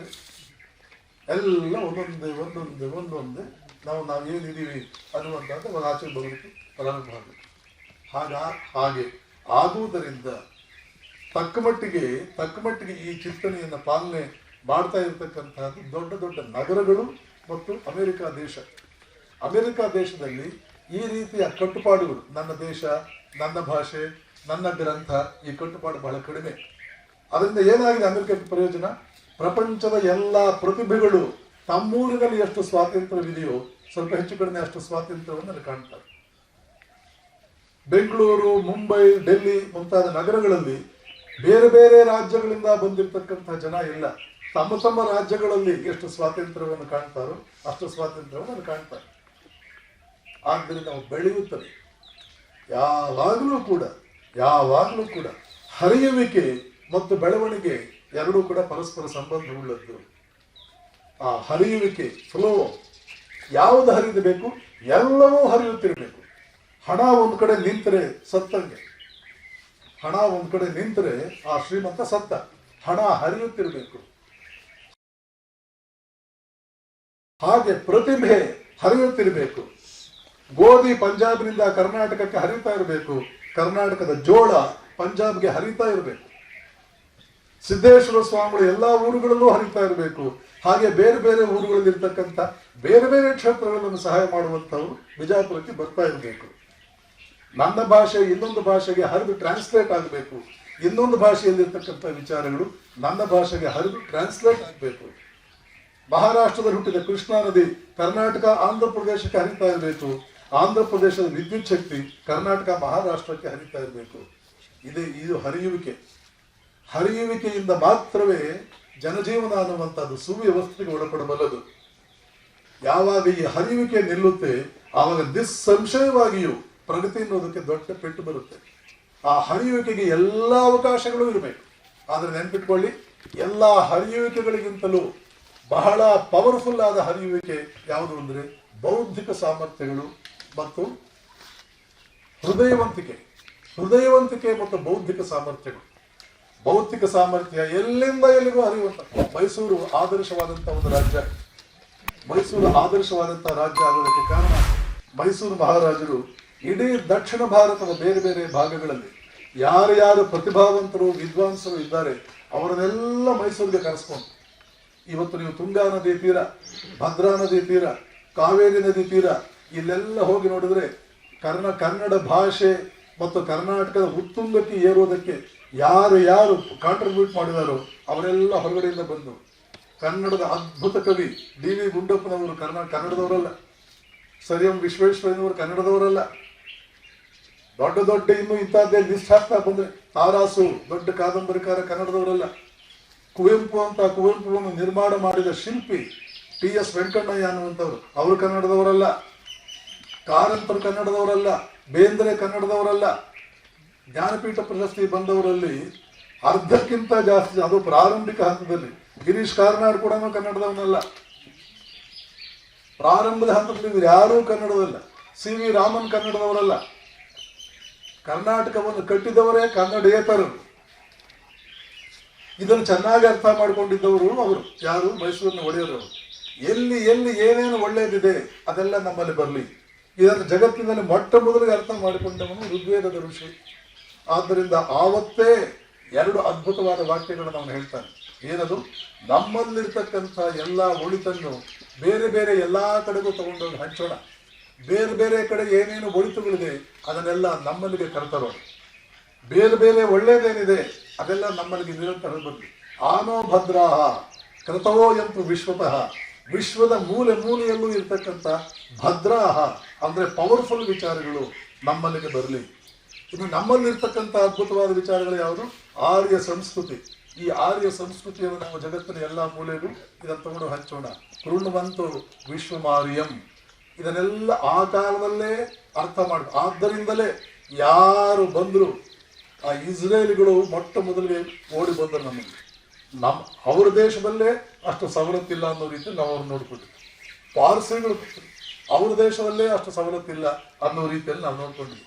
ಇವತ್ತು ನೆನ್ಪಿಟ್ಕೊಳ್ಳಿ, ಜಗತ್ತಿನಲ್ಲಿ ಮೋಸ್ಟ್ ಪವರ್ಫುಲ್ ರೇಸ್, ಅತ್ಯಂತ ಹೆಚ್ಚಿನ ಉನ್ನತ ಮಟ್ಟದ ವಿಜ್ಞಾನಿಗಳನ್ನ ಮತ್ತೆ ಕೈಗಾರಿಕೋದ್ಯಮಿಗಳನ್ನ ಪ್ರತಿ ಕ್ಷೇತ್ರದಲ್ಲೂ ನಂಬರ್ 1 ವ್ಯಕ್ತಿಗಳನ್ನ ಇವತ್ತು ಯಾವುದಾದ್ರೂ ಜನಾಂಗಗಳು ನಿರ್ಮಾಣ ಮಾಡಿದ್ರೆ ಅದು ಮೊದಲನೇದು ಇಸ್ರೇಲಿಗಳು, ಎರಡನೇದು ಪಾರ್ಸಿಗಳು.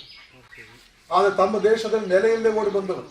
ಈ ಎರಡೂ ದೇಶಗಳ ಜನ ಇವತ್ತು ನೀವು ಅವರನ್ನು ಕೇಳಿ ನೋಡಿ, ಅತ್ಯಂತ ಪ್ರೀತಿ ವಿಶ್ವಾಸಗಳಿಂದ ನಿಮ್ಮನ್ನು ನೋಡಿಕೊಂಡು ಜನಾಂಗ ಯಾವುದು ಅಂತ ಕೇಳಿ ನೋಡಿ.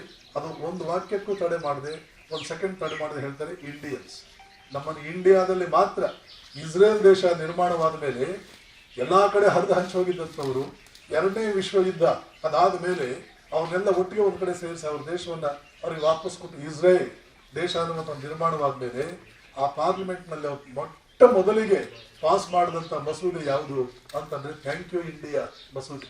ಪ್ರಪಂಚದ ಎಲ್ಲ ರಾಷ್ಟ್ರಗಳಲ್ಲೂ ನಮ್ಮನ್ನು ಇನ್ನಿಲ್ಲದ ರೀತಿಯಲ್ಲಿ ಗೋಳು ಹೊಯ್ಕೊಂಡ್ರು, ಇಂಡಿಯಾದಲ್ಲಿ ಮಾತ್ರ ನಮ್ಮನ್ನು ಪ್ರೀತಿ ವಿಶ್ವಾಸದಿಂದ ನೋಡಿಕೊಂಡ್ರು. ಆದ್ದರಿಂದ ಇವತ್ತಿಗೂ ಆ ನೆತನ್ಯಾಹು ಮೊದಲಾದಂಥ ಪ್ರಧಾನಿ, ಇಸ್ರೇಲ್ ಪ್ರಧಾನಿ, ನಮ್ಮ ಮೋದಿಯವರು ಹೋದಾಗ, ನಮ್ಮ ಪ್ರಧಾನಿಗಳು ಹೋದಾಗ ದೇವಲೋಕದಿಂದ ಬಂದವರಂತೆ ಅಷ್ಟು ಪ್ರೀತಿ ಗೌರವ ನೋಡ್ಕೊಂಡ್ರು.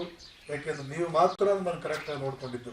ಅದೇ ರೀತಿ ಪಾರ್ಸಿಗಳು, ಇವತ್ತಿನ ಟಾಟಾ, ನಮ್ಮ ಹೋಮಿ ಬಾಬಾ, ಇವತ್ತಿನ ಎಷ್ಟೋ ಜನ ಅದೇ ಇಸ್ರೇಲ್ಗಳಲ್ಲಿ, ಐನ್ಸ್ಟೈನ್ ಇಸ್ರೇಲ್ ಅವರು, ಮೈಕ್ರೋಸಾಫ್ಟ್, ಬಿಲ್ ಗೇಟ್ಸ್ ಇಸ್ರೇಲ್ನವನು, ಅಮೆರಿಕವನ್ನು ಕಟ್ಟಿರ್ತಕ್ಕಂಥ, ಜಗತ್ತನ್ನು ಕಟ್ಟಿರ್ತಕ್ಕಂಥ ವ್ಯಕ್ತಿಗಳಲ್ಲಿ 70% ಇಸ್ರೇಲಿಗಳು. ಆದರೆ ತಮ್ಮ ದೇಶದಿಂದ ಓಡಿಸಿದ್ರು ಮತ್ತು ಇಂಡಿಯಾ ಅವರಿಗೆ ಆಶ್ರಯ ಕೊಟ್ಟರು. ಎರಡನೇದು ಪಾರ್ಸಿಗಳ ಬ್ರೈನ್. ಇವತ್ತು ಇಂಡಿಯಾ ಮುಕ್ಕಾಲು ಪಾಲು ಇಂಡಿಯಾ ನಿರ್ಮಾಣ ಆಗಿದೆ. ಟಾಟಾಯಿಂದ ಹಿಡಿದು ಹೋಮಿ ಬಾಬಾಯಿಂದ ಹಿಡಿದು ಇವತ್ತಿನ ಮುಕ್ಕಾಲು ಇಂಡಿಯಾ ಇವತ್ತೇನಾದ್ರು ಇಂಡಿಯಾ ಆಗಿದ್ರೆ ಅದಕ್ಕೆ ಪಾರ್ಸಿಗಳ ಕಾರಣ. ಇದಕ್ಕೆ ಕಾರಣ ಏನು? ನಾವು ಅನುಸರಿಸಿಕೊಂಡು ಬಂದ ನೀತಿ. ನಮ್ಮೂರು ಹಿಂದೆ ಬಿದ್ದಿದೆಯಾ? ಈ ನೀತಿ ಇಲ್ಲ. ಇನ್ಯಾವುದೋ ಊರು ಮುಂದೆ ಬಂದಿದೆಯಾ? ಅವರು ಆ ನೀತಿ ಅನುಸರಿಸಿದ್ದಾರೆ. ದಿವ್ಯತೆ ಎನ್ನುವಂತಹದ್ದು ಕೊನೆಗೆ ಅಲ್ಟಿಮೇಟ್ಲಿ ಏನು ದಿವ್ಯತೆ ಅಂದ್ರೆ ಸಾಧನೆ. ದಿವ್ಯತೆ ಎನ್ನುವಂತಹದ್ದು ಸಾಧನೆ, ಸಾಧನೆಯ ಪರಾಕಾಷ್ಠೆ, ಪರಮಾವಧಿ, ಪರಾಕಾಷ್ಠೆ. ಪ್ರಕೃತಿಯ ಮೇಲೆ ನಿಯಂತ್ರಣ. ಒಂದು ಭೂಗ್ರಹದ ಮೇಲೆ ನಿಯಂತ್ರಣ ಮಾಡಿಕೊಂಡ್ರೆ ನೀವು ನಿಷ್ಪ್ರಯೋಜಕ ವ್ಯಕ್ತಿ. ವೇದಗಳು ಅವತ್ತೇ ಸಾರಿವೆ. ಒಂದು ಭೂಗ್ರಹದ ಮೇಲೆ ನೀನು ನಿಯಂತ್ರಣ ಮಾಡಿಕೊಂಡು ನೀನು ಅಲೆಕ್ಸಾಂಡರ್ ಆಗ್ತೀಯ ಅಂತ ಇಟ್ಕೋ, ಅಥವಾ ನೀನು ಮತ್ತೇನು. ಭೂಗ್ರಹ ಅಂದ್ರೆ ಏನು? ವರ್ಲ್ಡ್ ಮ್ಯಾಪ್ ನೋಡಿದೆಯೇನೋ ನೀನು? ಫಿಸಿಕ್ಸ್ ಓದಿದೆಯೇನೋ ನೀನು? ಕಾಸ್ಮೋಸ್ ಅಂತಂದ್ರೆ ಏನು ಅನ್ನೋ ಕಲ್ಪನೆ ಇದೆಯೇನೋ ನಿನಗೆ? ಇಡೀ ಕಾಸ್ಮೋಸ್ ನಲ್ಲಿ ಇಡೀ ಭೂಗ್ರಹವನ್ನು ನೋಡಿದ್ರೆ ಅದು ಮೈಕ್ರೋಸ್ಕೋಪ್ ಹಾಕೊಂಡು ನೋಡ್ಬೇಕು, ಅಷ್ಟು ಸಾಸಿವೆ ಕಾಳಿಗಿಂತ ಸಣ್ಣದು. ಆ ಭೂಗ್ರಹದ ಮೇಲೆ ನೀನು ಆಧಿಪತ್ಯ ಸಾಧಿಸಬೇಕು ಅಂತೆಲ್ಲ. ಇಡೀ ಕಾಸ್ಮೋಸ್ ಮೇಲೆ ನೀನು ಆಧಿಪತ್ಯ ಸಾಧಿಸೋದಕ್ಕಾಗುತ್ತಲ್ಲ? ಆಗುತ್ತಾ? ಆಗುತ್ತೆ. ಉಪನಿಷತ್ತುಗಳು ಹೇಳುತ್ತವೆ. ಎಲ್ಲಾಗುತ್ತೆ? ಛಾಂದೋಗ್ಯ ಉಪನಿಷತ್ತು ಸ್ಪಷ್ಟವಾಗಿ ನಾನು ಹೇಳುತ್ತೆ, ಇಡೀ ಭೂಗ್ರಹ ಅಲ್ಲ, ಇಡೀ ವಿಶ್ವದ ಮೇಲೆ ನಿನ್ನ ಆಧಿಪತ್ಯವನ್ನು ಸಾಧಿಸುವುದು. ತೈತ್ರೇಯ ಉಪನಿಷತ್, ಛಾಂದೋಗ್ಯ ಉಪನಿಷತ್ ಎರಡು ಸ್ಪಷ್ಟವಾಗಿ LKG ಮಕ್ಕಳಿಗೆ ಅರ್ಥವಾಗುವ ರೀತಿಯಲ್ಲಿ ಹೇಳುತ್ತವೆ. ಇದನ್ನು ವಿವೇಕಾನಂದರು ಬೇರೆ ರೀತಿಯಲ್ಲಿ ಹೇಳಿದರು.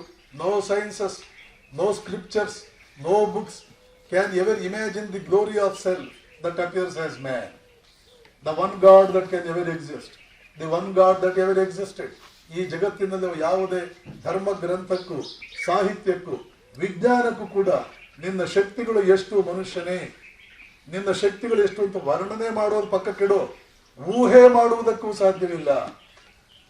ನಿನ್ನ ಶಕ್ತಿಗಳು ಎಷ್ಟು ಅಂತ ಊಹೆ, ಕಲ್ಪನೆ ಮಾಡೋದಕ್ಕೆ ಯಾವ ಧರ್ಮ ಗ್ರಂಥಕ್ಕೂ ಸಾಧ್ಯವಿಲ್ಲ, ವಿಜ್ಞಾನಕ್ಕೂ ಸಾಧ್ಯವಿಲ್ಲ, ಯಾವ ಕವಿ ಸಾಹಿತ್ಯಕ್ಕೂ ಸಾಧ್ಯವಿಲ್ಲ. ಇರ್ತಕ್ಕಂಥ ಏಕಮೇವ ದೇವರು, ಇಲ್ಲಿವರೆಗೆ ಬಂದಂಥ ಏಕಮೇವ ದೇವರು ಮನುಷ್ಯ, ನೀನು. ಇದರ ಹಿನ್ನೆಲೆಯಲ್ಲಿ ಮಾನವೀಯತೆ ಅಂತಂದ್ರೆ ಏನು? ಮೊದಲನೇದಾಗಿ ಮಾನವೀಯತೆ ಅಂತಂದ್ರೆ ನಾವು ತಿಳ್ಕೊಳ್ಬೇಕು, ಯಾವ ಅದ್ಭುತವಾದ ಸಾಧನೆ ಮಾಡುವುದಕ್ಕೆ ಪ್ರಾರಂಭಿಕವಾಗಿರ್ತಕ್ಕಂಥ ಶಿಸ್ತು ಯಾವುದು ಬೇಕು, ಅದು ಮಾನವೀಯತೆ. ಆ ಶಿಸ್ತನ್ನೇ ಮುಂದುವರಿಸ್ತಾ ಕೇವಲ ಮಾನವೀಯತೆಯಿಂದಲೇ, ರಿಫ್ಲೆಕ್ಟೆಡ್ ಲೈಟ್ ಉಪಯೋಗ ಮಾಡಿಕೊಳ್ಳೋದ್ರಿಂದಲೇ ಇವತ್ತು ದಿವ್ಯತೆ, ಒಂದು ಕಾಲದಲ್ಲಿ ದಿವ್ಯತೆಗೆ ಮಾತ್ರ ಸಾಧ್ಯ ಅಂತ ನಾವೇನು ಅನ್ಕೊಂಡಿದ್ದೀವೋ ಅದು ಇವತ್ತು ಕೇವಲ ಮಾನವೀಯತೆಗೆ ಸಾಧ್ಯ ಆಗಿದೆ. ಅದನ್ನೇ ಮುಂದುವರಿತಾ ಭೂಗ್ರಹದ ಯಾವುದೋ ಮೂಲೆಯಲ್ಲಿ ನಡೆಯುವ ಘಟನೆ ಮಾತ್ರ ನನಗೆ ಕಾಣ್ತಾ ಇದೆ. ಭೂಗ್ರಹದ ಯಾವುದೋ ಮೂಲೆಯಲ್ಲಿ ನಡೆಯುವ ಘಟನೆ ನನಗೆ ಕೇಳ್ತಾ ಇದೆ. ಆದ್ರೆ ನನ್ನ ಸಾಮರ್ಥ್ಯ ಇರೋದು ವಿಶ್ವದ ಇನ್ನೊಂದು ಮೂಲೆಯಲ್ಲಿ ಏನೇನು ನಡೀತಾ ಇದೆ. ವಿಶ್ವ ಅಂತಂದ್ರೆ ಮೈಕ್ರೋಸ್ಕೋಪ್ಗೆ ಟೆಲಿಸ್ಕೋಪ್ ಕಾಣುವಂತದ್ದು ಅಷ್ಟೇ ವಿಶ್ವ ಅಲ್ಲ. ಅದಕ್ಕೆ ಹೇಳ್ತೀನಿ, ವಿಜ್ಞಾನ ಓದ್ಬೇಕು. ಇತ್ತೀಚಿನ ಫಿಸಿಕ್ಸ್ ಹೇಳ್ತಾ ಇದೆ, ವಿಶ್ವ ಅಂತ ಏನಿದೆಯೋ ಅದ್ರ 5% ಮಾತ್ರ ನಮ್ಗೆ ಅರ್ಥವಾಗಿದೆ. ಪುರುಷ ಸೂಕ್ತ ಆವತ್ತೇ ಹೇಳಿತ್ತು, ಪಾದೋಸ್ಯ ವಿಶ್ವಭೂತಾನಿ ತ್ರಿಪಾದಸ್ಯ ಅಮೃತಂ ದಿವಿ. 4 ಕಾಣೆ ಮಾತ್ರ ನಮಗೆ ತಿಳಿಯುವುದಕ್ಕೆ ಸಾಧ್ಯವಿದೆ. ಇನ್ನು ತ್ರಿಪಾದಗಳು, ಒಂದು ಪಾದ ಗೊತ್ತಾಗುತ್ತೆ, ಇನ್ನು 3 ಪಾದಗಳು ನಮಗೆ ತಿಳಿಯೋ ಹಾಗೇ ಇಲ್ಲ. ಅದಕ್ಕೆ ಬೇಕಾದ ಶಿಸ್ತು ಬೇರೆನೆ, ಅದಕ್ಕೆ ಬೇಕಾದ ತಯಾರಿ ಬೇರೆನೆ. ಅದನ್ನೇ ಇವತ್ತಿನ ಫಿಸಿಕ್ಸ್ ಹೇಳ್ತಾ ಇದೆ. 5% ಇವತ್ತು ಮತ್ತೆ ನಮಗೆ ಹೆಚ್ಚಂದ್ರೆ 5% ವರ್ಡ್ ಗೊತ್ತಿದೆ, ಇನ್ನು 95% ಗೊತ್ತಾಗ್ತಾ ಇಲ್ಲ. ಮಾಡರ್ನ್ ಫಿಸಿಕ್ಸ್ ಓದ್ಕೊಳ್ಳಿ, ಆವಾಗ ಮಾತ್ರ ಗೊತ್ತಾಗುತ್ತೆ ಪುರುಷ ಸೂಕ್ತದ ಸಾಮರ್ಥ್ಯ ಏನು, ಚಾಂದೋಗ್ಯ ಉಪನಿಷತ್ತಿನ ಸಾಮರ್ಥ್ಯ ಏನು, ತೈತ್ರಿಯ ಉಪನಿಷತ್ತಿನ ಸಾಮರ್ಥ್ಯ ಏನು, ಭಾರತೀಯತೆ ಅಂದ್ರೆ ಏನು. ಒಬ್ಬ ಭಾರತೀಯನಾಗಿ ಹುಟ್ಟೋದು ಎಂಥ ಸೌಭಾಗ್ಯ, ಎಂಥ ಸರ್ವಜ್ಞರಾಗಿ ಹೋಗಿದ್ದಾರೆ ಇಲ್ಲಿ. ನನ್ನ ರಕ್ತ ಏನು, ಹೇಗೆ ಬದುಕಬೇಕಾಗಿದೆ ನಾನು. ಈ ಚಿಂತನೆಗಳು ನಮ್ಮಲ್ಲಿ ಬರಬೇಕು ಅಂತಂದ್ರೆ ಸ್ವಲ್ಪ ಮಾಡರ್ನ್ ಫಿಸಿಕ್ಸ್ ಸ್ವಲ್ಪ ಓದಬೇಕು. ಮತ್ತು ಸ್ವಲ್ಪ ರಾಮಕೃಷ್ಣ ಆಶ್ರಮದ ಪುಸ್ತಕಗಳನ್ನು ಓದಬೇಕು. ರಾಮಕೃಷ್ಣ ಆಶ್ರಮದ ಪುಸ್ತಕಗಳನ್ನು ಓದೋದ್ರಿಂದ ಆಗ ಪ್ರಯೋಜನ ಏನು ಅಂದರೆ ಆ ಕಡೆ ವಿಜ್ಞಾನ ಮತ್ತು ಈ ಕಡೆ ಅಧ್ಯಾತ್ಮ ಎರಡನ್ನೂ ಕಂಬೈನ್ ಮಾಡೇ ಹೇಳ್ತಾರೆ ಅವನು. ಯಾವುದೇ ಪುಸ್ತಕ ನೀವು ನೋಡಿ, ಯಾವ ಪುಸ್ತಕವನ್ನಾದರೂ ನೋಡಿ, ಅದನ್ನು ವೈಜ್ಞಾನಿಕವಾದ ತಳಹದಿಯ ಮೇಲೆ ವೈಜ್ಞಾನಿಕ ದೃಷ್ಟಿಕೋನದಿಂದಲೇ ನೋಡ್ತಾರೆ. ಯಾವುದು ಯಾರೋ ಹೇಳಿದರು ಅನ್ನುವಂಥದ್ದು ಯಾರು ನಂಬಲ್ಲ. ಸ್ವಾಮಿ ವಿವೇಕಾನಂದರು ಇದಕ್ಕೆ ನಾಂದಿ ಹೇಳಿದ್ದಾರೆ. ರಾಮಕೃಷ್ಣರ ಮಾತನ್ನು ನಂಬದೆ ರಾಮಕೃಷ್ಣರ ಮಾತನ್ನು ಪರೀಕ್ಷೆ ಮಾಡಿ ಒಂದೊಂದು ಪರೀಕ್ಷೆ ಮಾಡಿ ತಮ್ಮ ಮನಸ್ಸಿಗೆ ಯಾವುದು ಒಪ್ಪಿಗೆ ಆಯಿತು ಅದನ್ನು ಮಾತ್ರ ಆ 8 ಪುಸ್ತಕಗಳಲ್ಲಿ ಅವ್ರು ಹೇಳಿದ್ದಾರೆ ಹೊರತು ಯಾರೋ ಏನೋ ಬರೆದಿದ್ದಾರೆ, ಯಾರೋ ಏನು ಹೇಳಿದ್ದಾರೆ ಅದು ಅವ್ರು ಮಾಡೋಕ್ಕೆ ಹೋಗಲೇ ಇಲ್ಲ. ಇವತ್ತು ನಾವು ಕಲಿಬೇಕಾದ್ದು ಅದನ್ನೇ. 1000 ಪುಸ್ತಕ ಇದೆ, 1000 ಜನ 1000 ಹೇಳಿರ್ತಾರೆ. ಮೊದಲನೇ ಪೇಜ್ನಲ್ಲಿ ಹೇಳೋದು 50ನೇ ಪೇಜ್ನಲ್ಲಿ ಹೇಳೋದು ಒಂದಕ್ಕೊಂದು ವಿರುದ್ಧ ಇರುತ್ತೆ. ಅವರೇ ಹೇಳಿದ್ರು, ಆಮೇಲೆ ಯಾರೋ ಬರೆದು ಹಾಕಿದರು, ಅಥವಾ ಅವರೇ ಹೇಳಿದ್ದಾರೆ ಅಂತ ಇಟ್ಕೊಂಡ್ರು. ಅವ್ರಿಗೆ ಏನು ಅನುಭವ ಆಗಿತ್ತು, ಎಲ್ಲ ಅನುಭವಗಳು ಪೂರ್ಣ ಪ್ರಮಾಣದ ಅನುಭವ ಆಗಿತ್ತಾ? 28 ಪ್ರಶ್ನೆ ಬರುತ್ತೆ. ಅದನ್ನೆಲ್ಲ ನಾವು ತಿಳ್ಕೊಳ್ಬೇಕು ಅಂದ್ರೆ ಏನು ಮಾಡಬೇಕು? ಬುದ್ಧಿಯನ್ನು ಉಪಯೋಗಿಸಿ ಒಂದೊಂದನ್ನು ನಿರ್ಭಿಡೆಯಿಂದ ಪರೀಕ್ಷೆ ಮಾಡಬೇಕು. ನೆನ್ಪಿಟ್ಕೊಳ್ಳಿ, ನಮ್ಗಿರ್ತಕ್ಕಂತಹ ದೇವರು ಒಂದೇ, ಸತ್ಯ. ಕೇವಲ ಸತ್ಯ ಮಾತ್ರ ನಮ್ಮ ದೇವರು. ನಮ್ಗಿರ್ತಕ್ಕಂತಹ ಧರ್ಮ ಒಂದೇ, ಏನದು? ಸತ್ಯವನ್ನು ಹುಡುಕುವುದು, ಸತ್ಯಾನ್ವೇಷಣೆ. ಸತ್ಯಾನ್ವೇಷಣೆ ನಮ್ಮ ಧರ್ಮ, ಸತ್ಯ ನಮ್ಮ ದೇವರು. ಮಿಕ್ಕಿದ್ದೆಲ್ಲ ಇಡಿ. ಎಲ್ಲಿಯವರೆಗೆ ನೀವು ಮಿಕ್ಕಿದ್ದನ್ನೇ ದೊಡ್ಡದಾಗಿ ಭಾವಿಸ್ತೀರಿ, ಏನೂ ಪ್ರಯೋಜನವಾಗುವುದಿಲ್ಲ. ನಮ್ಮ ಪ್ರಗತಿಯೂ ಆಗುವುದಿಲ್ಲ, ಪ್ರಪಂಚದ ಪ್ರಗತಿಯೂ ಆಗುವುದಿಲ್ಲ. ಸುಮ್ಮನೆ ಏನೋ ಒಂದು ಫ್ಯಾಷನ್. ಎಷ್ಟೋ ಧರ್ಮಗಳು ಒಂದು ಪರ್ಟಿಕ್ಯುಲರ್ ಡೇ ಒಂದು ಕಡೆ ಹೋಗ್ತಾರೆ, ಒಂದಷ್ಟೇನೋ ಮಾಡ್ತಾರೆ, ಅವ್ರಿಗೆ ಒಂದು ಧಾರ್ಮಿಕ ವಿಧಿ ಒಂದಿರುತ್ತೆ. ಅದನ್ನು ಮುಗಿಸ್ಕೊಂಡು ಹೊರಗೆ ಬಂದರೆ ಮತ್ತೆ ಅದೇ ಮೃಗನೇ ಆಗಿರ್ತಾರೆ. ಆ ಮೃಗತ್ವ ಏನು ಕಡಿಮೆ ಆಗಿರಲ್ಲ. ಅದೇ ಮೃಗಗಳು ನಾಚಿಕೊಳ್ಳೋ ರೀತಿಯಲ್ಲಿ ಬದುಕ್ತಿರ್ತಾರೆ. ಹಾಗೆ ನಮ್ಮದು ಇನ್ನೊಂದು ಗುಂಪಾಗ್ಬೋದೇ ಹೊರತು ಇಲ್ಲ ಅಂದರೆ ಏನು ಪ್ರಯೋಜನವಾಗಿಲ್ಲ. ಆದ್ದರಿಂದ ಕೆಲವು ಮಾತುಗಳನ್ನು ನಾನು ನಿರ್ಭಿಡೆಯಿಂದ ಅಥವಾ ನೇರವಾಗಿ ನಿಮ್ಮ ಮುಂದೆ ಹೇಳಿ. ಯಾಕೆ? ಮಾಡರ್ನ್ ಜನರೇಷನ್ ಇದನ್ನು ಅರ್ಥ ಮಾಡಿಕೊಳ್ಳದೆ ಹೋದರೆ ನಮ್ಮಲ್ಲಿ ನದಿಗಳಿವೆ, ದೇವಲೋಕ ನಾಚ್ಕೋಬೇಕು ಅಂತ ಫಲವತ್ತಾದ ಭೂಮಿ ಇದೆ, ಸಮುದ್ರ ನಾಚ್ಕೋಬೇಕು ಅಂಥ ನದಿಗಳೆಲ್ಲ ನಮ್ಮಲ್ಲಿವೆ. ಅದು ನಾವು ಬದುಕ್ತಾ ಇರೋ ರೀತಿ ಹೇಗಿದೆ, ನಮ್ಮ ಹಳ್ಳಿಗಳು ಹೇಗಿದೆ, ನಮ್ಮ ಸ್ಕೂಲ್ಗಳು ಹೇಗಿದೆ, ನಮ್ಮ ಆಸ್ಪತ್ರೆಗಳು ಹೇಗಿದೆ, ನಮ್ಮ ರಸ್ತೆಗಳು ಹೇಗಿದೆ. ಕಾಪಿ ಮಾಡದೆ ಒಬ್ಬನಾದರೂ ಎಕ್ಸಾಮ್ ಪಾಸ್ ಮಾಡ್ತಾನ? 1ನೇ ಕ್ಲಾಸ್ನಿಂದ MBBS ವರೆಗೆ, 1ನೇ ಕ್ಲಾಸಿಂದ MA ವರೆಗೆ ಒಂದು ಎಕ್ಸಾಮ್ ಆದರೂ 1% ಹುಡುಗರಾದರೂ ಕಾಪಿ ಮಾಡಿದ್ರೆ ಪಾಸ್ ಮಾಡ್ತಾರಾ? ನಮ್ಮ ಹೆಡ್ ಮಾಸ್ಟರ್ಗಳಿಗೆ ಅಲ್ಪಪ್ರಾಣ ಮಹಾಪ್ರಾಣಕ್ಕೆ ಡಿಫ್ರೆನ್ಸ್ ಗೊತ್ತಿದೆಯಾ? ಹ್ರಸ್ವಸ್ವರ ದೀರ್ಘಸ್ವರಕ್ಕೆ ಡಿಫ್ರೆನ್ಸ್ ಗೊತ್ತಿದೆಯಾ? ಹೆಡ್ ಮಾಸ್ಟರ್ಗಳಿಗೆ, ಪ್ರಿನ್ಸಿಪಾಲ್ರಿಗೆ ಗೊತ್ತಿದೆಯಾ? ನಮ್ಮ ವೈಸ್ ಚಾನ್ಸಲರ್ 10 ವಾಕ್ಯ ಇಂಗ್ಲೀಷಲ್ಲಿ ಮಾತಾಡ್ತಾರ? ಇಷ್ಟು ನರಸತ್ತ ಜನಾಂಗ ನಾವಾಗಿದ್ದೀವ. ಸತ್ತ ಜನಾಂಗ, ಸತ್ಹೋದ ಜನಾಂಗ. ಕೇವಲ ಉಸಿರಾಡುವ ಹೆಣಗಳಿಂದ ಕೂಡಿರ್ತಕ್ಕಂಥ ಊರುಗಳು, ಉಸಿರಾಡುವ ಹೆಣಗಳು. ಯಾಕಪ್ಪ ದೇವರು ಬದುಕಿಸಿದೀಯಾ ಅಂತ ದಿನಕ್ಕೆ 4 ಸಲ ಅಂದ್ಕೊಳ್ಬೇಕಾದ ವ್ಯಕ್ತಿಗಳಾಗಿ ಬದುಕ್ತಾ ಇದೀವಲ್ಲ. ನಮಗೇನು ಅನ್ಸೋದೇ ಇಲ್ಲ, ಏನು ಅನ್ಸಲ್ಲ.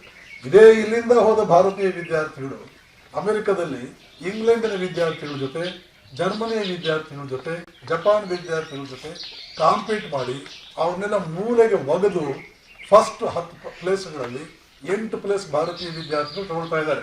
ಅಮೆರಿಕದ ಯಾವುದೇ ಸ್ಕೂಲಿಗೆ ನೀವು ಹೋಗಿ ನೋಡಿ. 15 ಸಲ ಅಮೆರಿಕಕ್ಕೆ ಹೋಗಿ ಬಂದವನು ನಾನು, 3 ಸಲ ಯುರೋಪಿಗೆ ಹೋಗಿ ಬಂದವನು, 1 ಸಲ ಸಿಂಗಪೂರ್, ಇದು ಮಲೇಷ್ಯಾ ಎಲ್ಲ ಕೂಡ ಹೋಗಿ ಬಂದವನು. ನಾನು ಇಂಡಿಯಾದಲ್ಲಿ ಸಿಗೋದೇ ಕಡಿಮೆ. ನಾನು ಬಿಜಾಪುರ ಜನರಿಗೆ ಪರಿಚಯ ಇರೋದೇ ಕಡಿಮೆ, ಉತ್ತರ ಕರ್ನಾಟಕದ ಪರಿಚಯ ಇರೋದೇ ಕಡಿಮೆ. ನನ್ನ ಪರಿಚಯ ಇರೋದು ದಕ್ಷಿಣ ಕರ್ನಾಟಕ ಮತ್ತು ಔಟ್ಸೈಡ್ ಇಂಡಿಯಾನೇ, ಅಲ್ಲೇ ಜಾಸ್ತಿ. ನೀನು ಮತ್ತೆ ನಾಳೆ ಕೂಡ ಹೋಗ್ಬೋದು ಕೆಲವು ದಿನಗಳಾದ್ಮೇಲೆ. ಈಗಾಗಲೇ ಬೆಳಗ್ಗೆ ಕೂಡ ಒಬ್ರು ಹೇಳಿದ್ರು, ಶಿಕಾಗೋದಿಂದ ಫೋನ್ ಮಾಡಿ ಹೇಳಿದ್ರು, ಸ್ವಾಮೀಜಿ ಅವ್ರು ಫೋನ್ ಡೇಟ್ ಕೇಳ್ತಾ ಇದ್ದಾರೆ, ನೀವು ಇನ್ನೂ ಡೇಟೇ ಕೊಡ್ತಾ ಇಲ್ವಂತೆ, ಡೇಟ್ ಕೊಡಿ, ಫ್ಲೈಟ್ ಟಿಕೆಟ್ ಬುಕ್ ಮಾಡಬೇಕಾಗಿದೆ, ಲೇಟ್ ಆಗಿಬಿಟ್ರೆ ದುಡ್ಡು ಜಾಸ್ತಿ ಆಗುತ್ತೆ, ಬೇಗ ಬುಕ್ ಮಾಡಿದ್ರೆ ದುಡ್ಡು ಕಡಿಮೆ ಆಗುತ್ತೆ. ಹೀಗಾಗಿ ನಾವು ಹೀಗೇ ಯಾರಿಗೆ ಹೇಳೋಣ? ನಾವು ಇಲ್ಲಿ ಕೂತ್ಕೊಂಡು ಯಾರಿಗೆ ಹೇಳೋಣ? ಅದೇ ವೆಂಕ, ನಾಣಿ, ಕಿಟ್ಟ, ಸೀನಾ ಅದೇ ತಿರುಗಿ ಮುರುಗಿ. ನಮ್ಮೂರಿನ ಒಬ್ಬರು ಸ್ವಾಮಿಗಳಿದ್ದರು, ಪೂಜಾ ಕೂಡ್ತಿದ್ರಿ, 2 ಅಡಿ ಮೇಲೆ ಹೊರಟಿದ್ರು ನಾವು.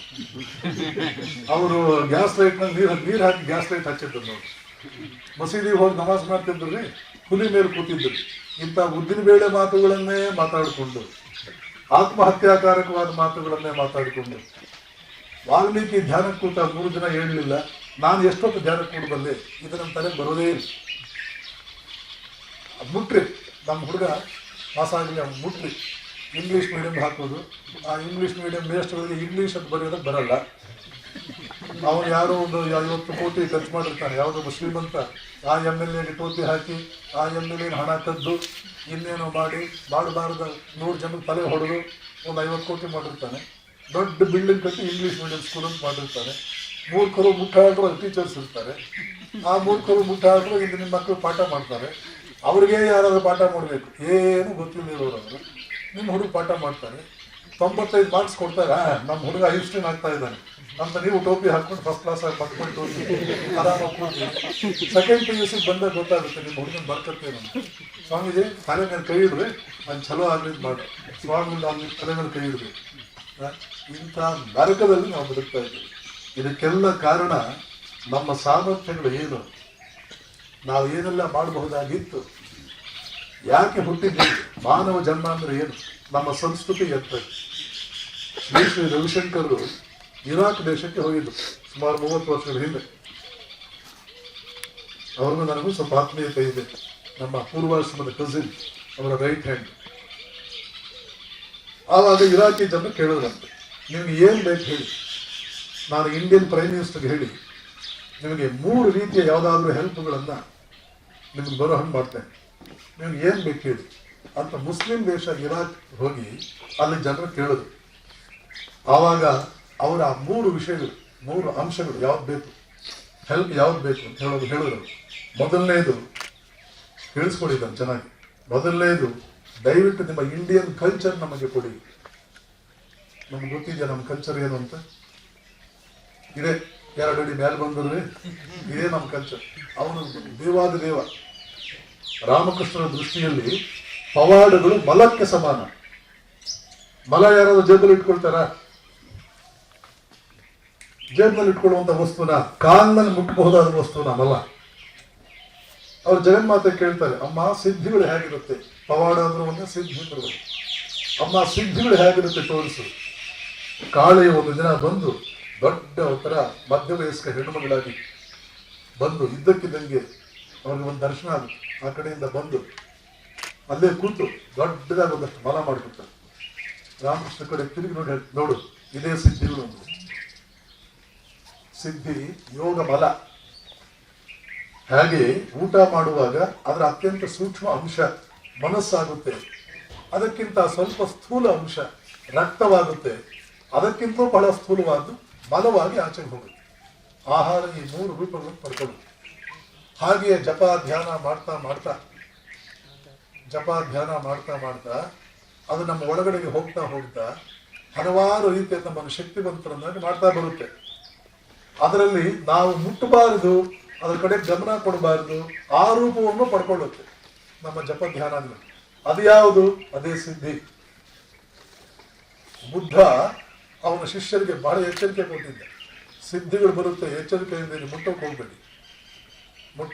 ಸಿದ್ದೇಶ್ವರ ಶ್ರೀಗಳಿಗೂ ಅವರು ಪವಾಡಗಳನ್ನು ಮಾಡಬಲ್ಲವರಾಗಿದ್ದರು ಅಂತ ಒಬ್ಬ ಪುಣ್ಯಾತ್ಮ ಒಂದು ದೊಡ್ಡ ಸಾರ್ವಜನಿಕ ಸಭೆಯಲ್ಲಿ ಹೇಳಿ ಹಣೆ ಚಚ್ಕೊಂಡಿಲ್ಲ.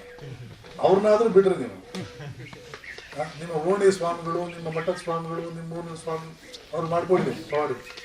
ಸಿದ್ದೇಶ್ವರ ಶ್ರೀಗಳು ಅವ್ರ ತತ್ವ ಬೇರೆ ಇತ್ತು. ಅವ್ರ ತತ್ವ ಬೇರೆ ಇತ್ತು. ಇಲ್ಲ ಅಂದ್ರೆ ಅವ್ರು ನನ್ನನ್ನು ಮೆಚ್ಕೊಳ್ತಿರ್ಲಿಲ್ಲ, ನಾನು ಅವ್ರಿಗೂ ಕೂಡ ಅಷ್ಟು ಮಟ್ಟಿಗೆ ಗೌರವ ಕೊಡ್ತಾ ಇದ್ದೀನಿ. ಅವ್ರ ತತ್ವ ಬೇರೆ ಇತ್ತು. ಇಷ್ಟೊತ್ತು ನಾನು ಹೇಳಿದ್ನಲ್ಲ, ನಮ್ಮ ಭಾಷೆ, ನಮ್ಮ ಜನ, ನಮ್ಮ ಮಠ ಇದನ್ನೆಲ್ಲ ಬಿಟ್ಬಿಡ್ರಿ. ಹಾಗೆ ಬದುಕಿದ ಮಹಾತ್ಮ. ಎಲ್ಲೇ ಇರಲಿ, ಯಾರೇ ಇರಲಿ, ಇವನಿಂದ 4 ಜನಕ್ಕೆ ಸಹಾಯವಾಗುತ್ತಾ ಅವ್ರಿಗೆ ಎತ್ತು ಹಿಡಿತಿದ್ರು. ಇನ್ನೆಲ್ಲೂ ಕಾಣುವುದಕ್ಕೆ ಕಷ್ಟ.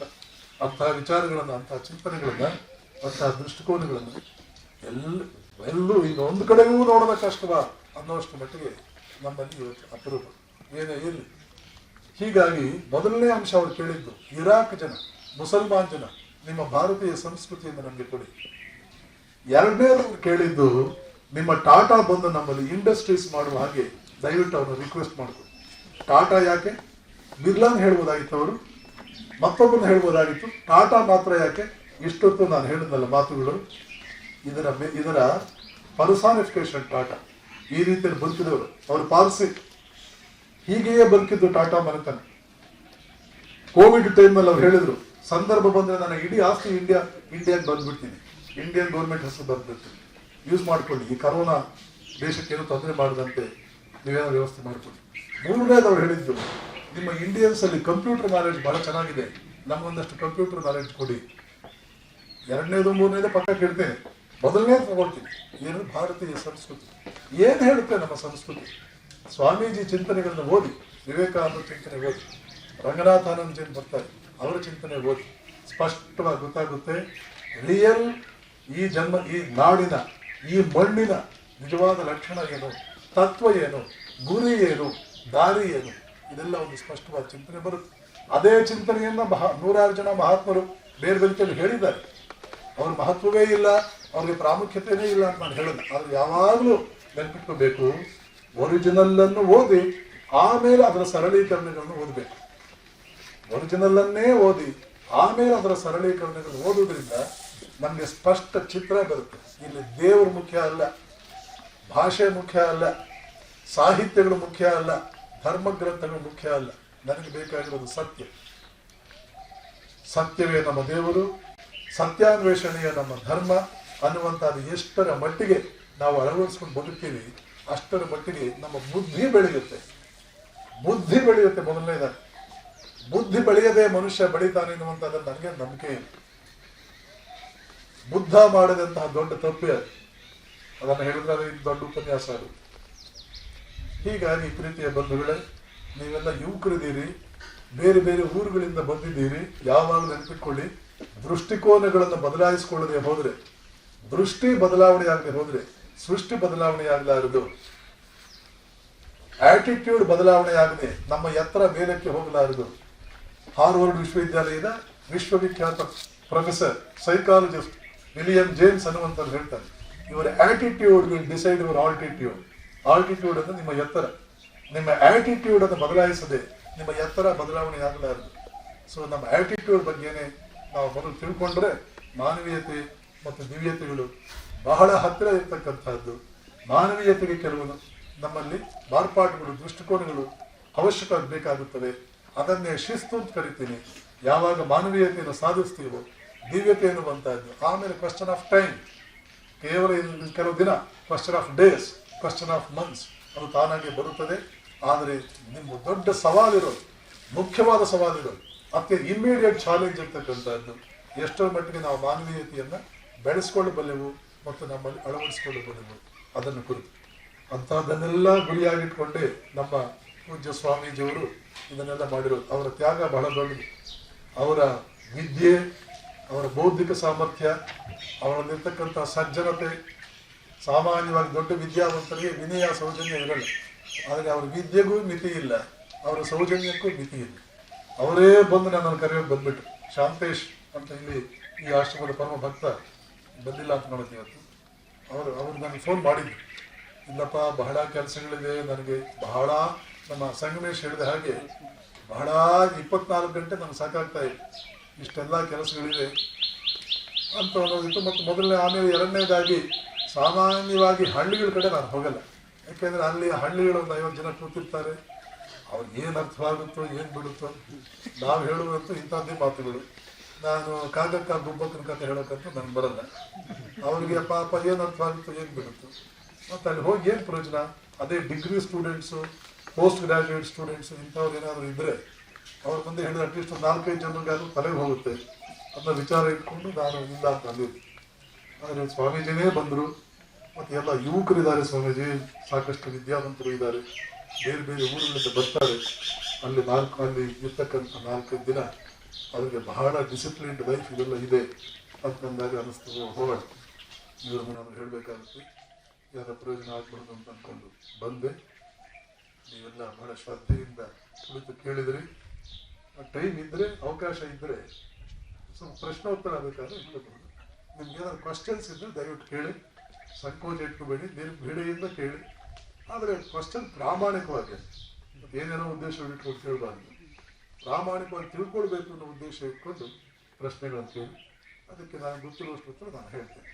ಮತ್ತು ನೀವೆಲ್ಲ ಶ್ರದ್ಧೆಯಿಂದ, ಆಸಕ್ತಿಯಿಂದ ಇಲ್ಲಿವರೆಗೆ ಕೇಳಿದ್ದಕ್ಕೆ ನಿಮಗೆಲ್ಲ ಧನ್ಯವಾದಗಳನ್ನು ಹೇಳ್ತಾ, ಮತ್ತೊಮ್ಮೆ ಟೀಚರಿಗೆ ನನ್ನ ಕೃತಜ್ಞತೆಯನ್ನು ಹೇಳ್ತಾ ಈ 4 ಮಾತುಗಳನ್ನು ಭಗವಾನ್ ಶ್ರೀರಾಮಕೃಷ್ಣನ ಪವಿತ್ರ ಪಾದ ಪದ್ಮಕ್ಕೆ ಸಮರ್ಪಣೆ ಮಾಡ್ತೇನೆ. ಓಂ ತತ್ಸತ್. ಶ್ರೀರಾಮಕೃಷ್ಣ ಅರ್ಪಣ. ಯಾರಾದರೂ ಪ್ರಶ್ನೆಗಳಿದ್ರೆ ನಾವು ಎದ್ದು ನಿಲ್ಲಬೇಕು, ತಮ್ಮ ಹೆಸರು ಹೇಳಿ ನೇರವಾಗಿ ಪ್ರಶ್ನೆ ಕೇಳಿ.